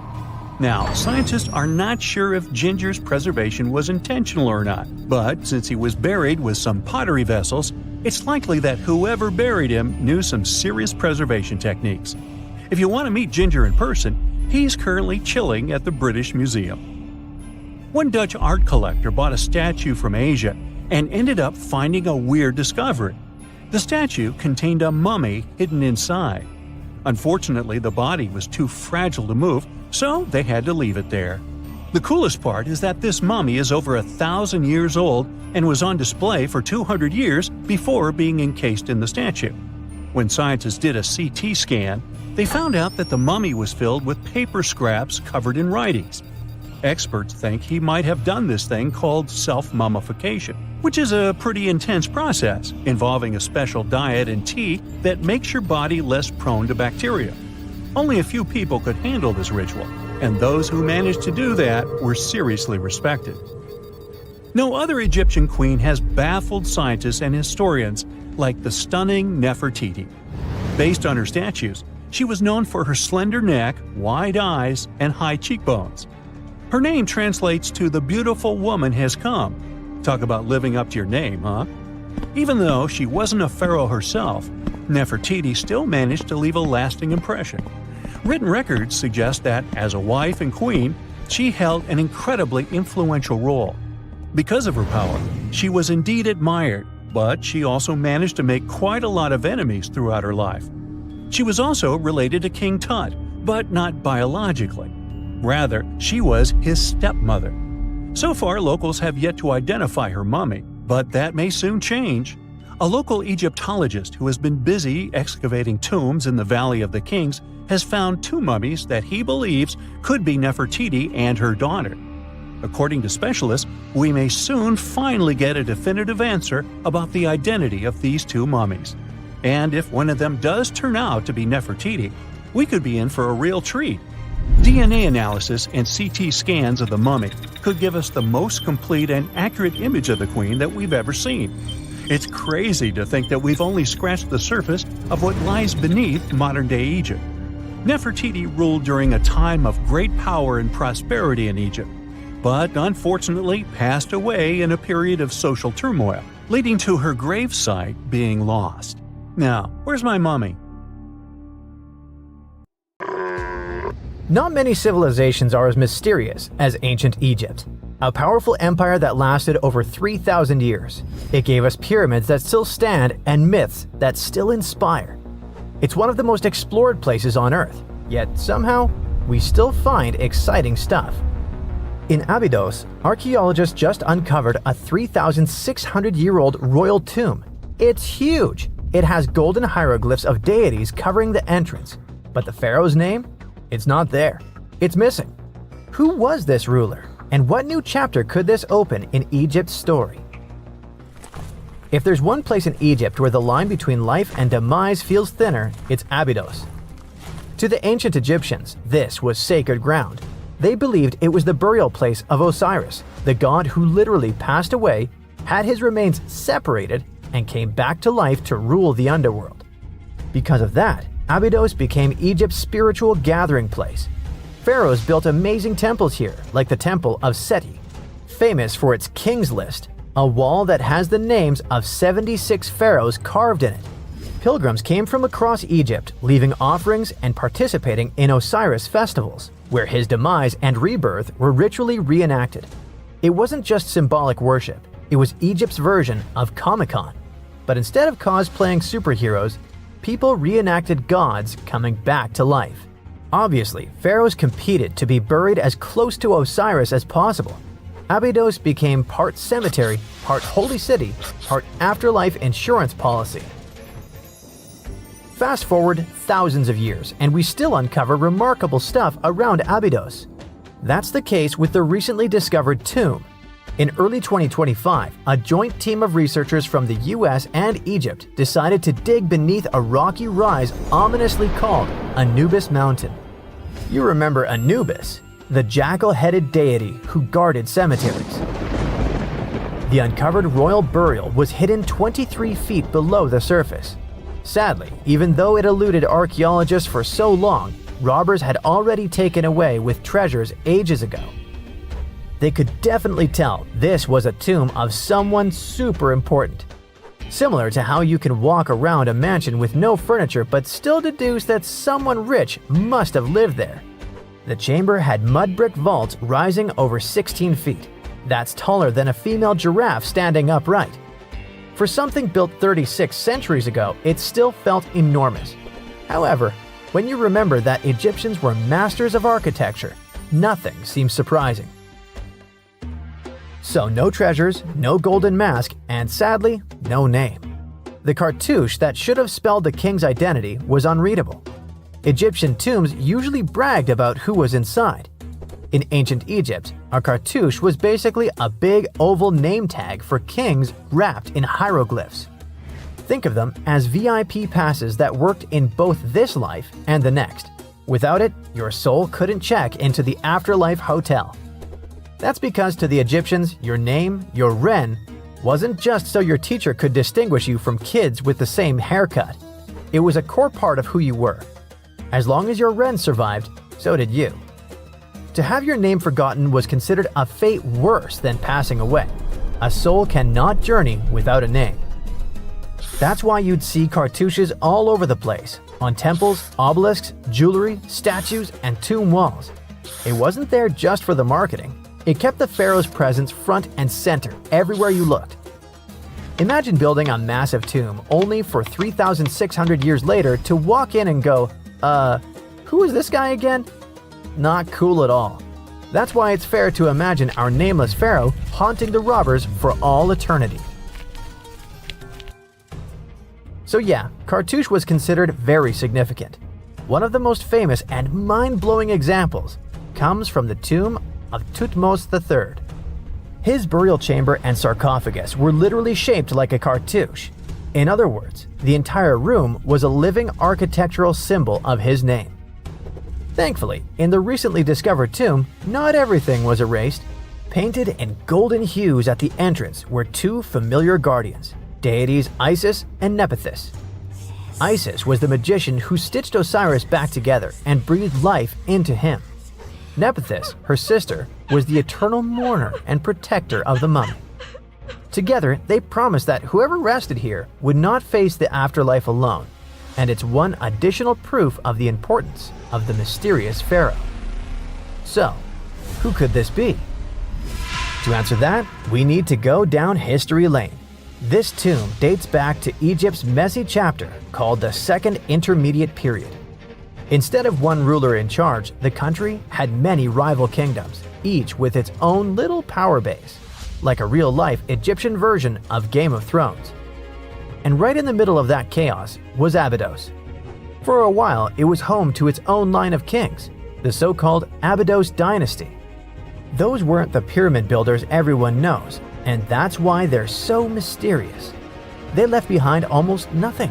No great monuments, no sprawling cities, just fragments of names on broken blocks. For centuries, many scholars even doubted they existed at all. That sorta changed in 2014, when archaeologists uncovered the tomb of Senebkay, one of those shadowy kings. Now, everything we know about Senebkay points to him having quite a story to tell. His bones revealed 18 deep wounds, the kind you get in battle. He had blows to his skull, back, and hands, and likely lost his life fighting, making him one of the few pharaohs we know who sadly fell in combat. His tomb was modest, with reused artifacts from earlier kings, but it delivered one priceless thing: proof. Until Senebkay, the Abydos dynasty was just a theory. With him, it became real. And that's why the new discovery could be a big deal. The newly uncovered royal tomb at Abydos shares the same layout and style as Senebkay's.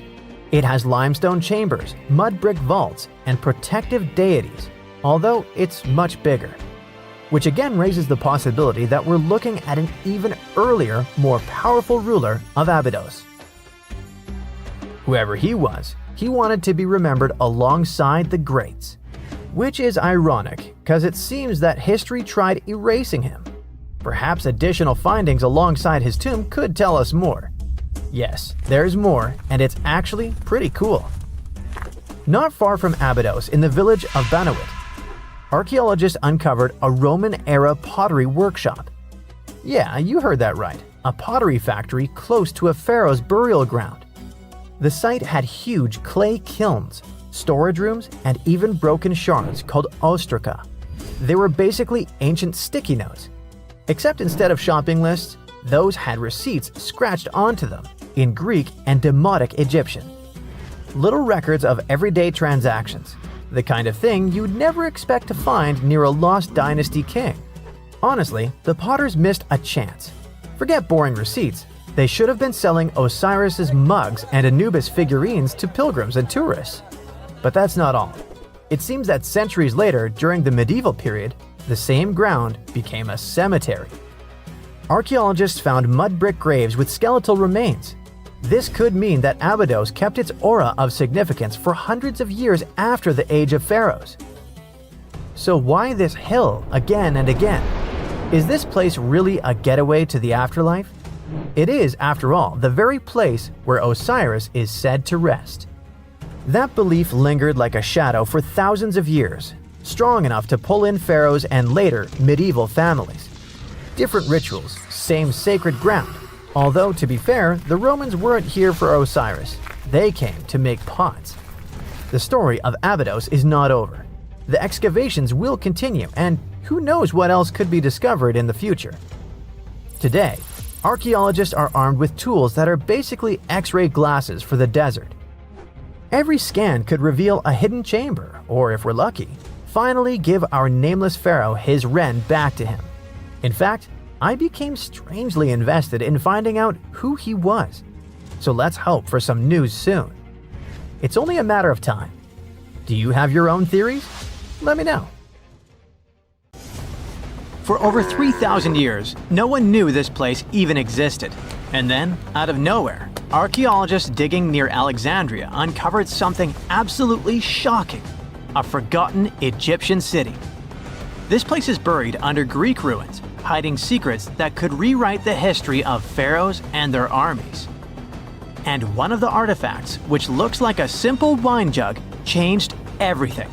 We thought that we already placed all the important parts on the map of ancient Egypt: pyramids, Thebes, Luxor, Alexandria. But nope, the map just got an update. The new city was a big deal, and it's about 3,400 years old. It's just been discovered at the site called Kom el Nugus.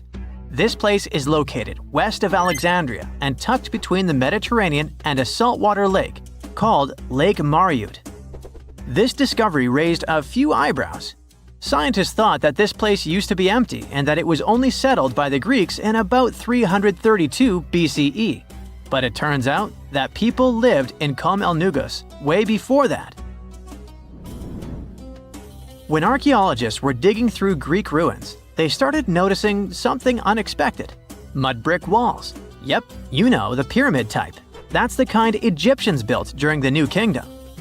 These mud bricks were made from mud, clay, sand, and straw. These ingredients were mixed with water and dried in the sun, not baked. Egyptians used them for thousands of years to build houses, temples, palaces, and yes, the pyramids. Of course, other civilizations did use mud brick too, but Egyptian mud brick is kinda quirky. They used straw that grew in their regions, layout styles, and mortar. That's what helped the experts realize that Egyptians used to hang out in Qom el-Nugus. That alone raised eyebrows, and then they found more. An entire street layout, buried structures, and even a temple built by Ramses the Great himself. His name speaks for itself. This guy was one of the most famous pharaohs in all of Egyptian history. He ruled ancient Egypt for 60 years, fought huge battles, and just loved building tons of stuff like that temple. People loved him so much that later pharaohs literally pretended to be him or wrote his name on their buildings. That's when archaeologists realized that they weren't looking at some dusty mud bricks of a tiny village. That's an entire buried city. They immediately started digging more. Turns out the whole place wasn't random. It was built with great care. The streets had drains to stop rainwater from damaging the soft mud-brick walls. There were also small tomb chapels with writings about soldiers. This suggests this place might have been the military base, and that changes a lot. In ancient Egypt, when the military showed up, there must have been a reason. So what was it? Protection? Conquest? Control of something important? In the case of this city, it was probably about wine, water, and trade on the edge of the desert. What's even crazier is that we still don't know just how big it was. The team has only uncovered part of it so far. There could be fortifications, warehouses, administrative buildings, or even more religious or royal structures waiting underground. We also don't know what this town was called in ancient times.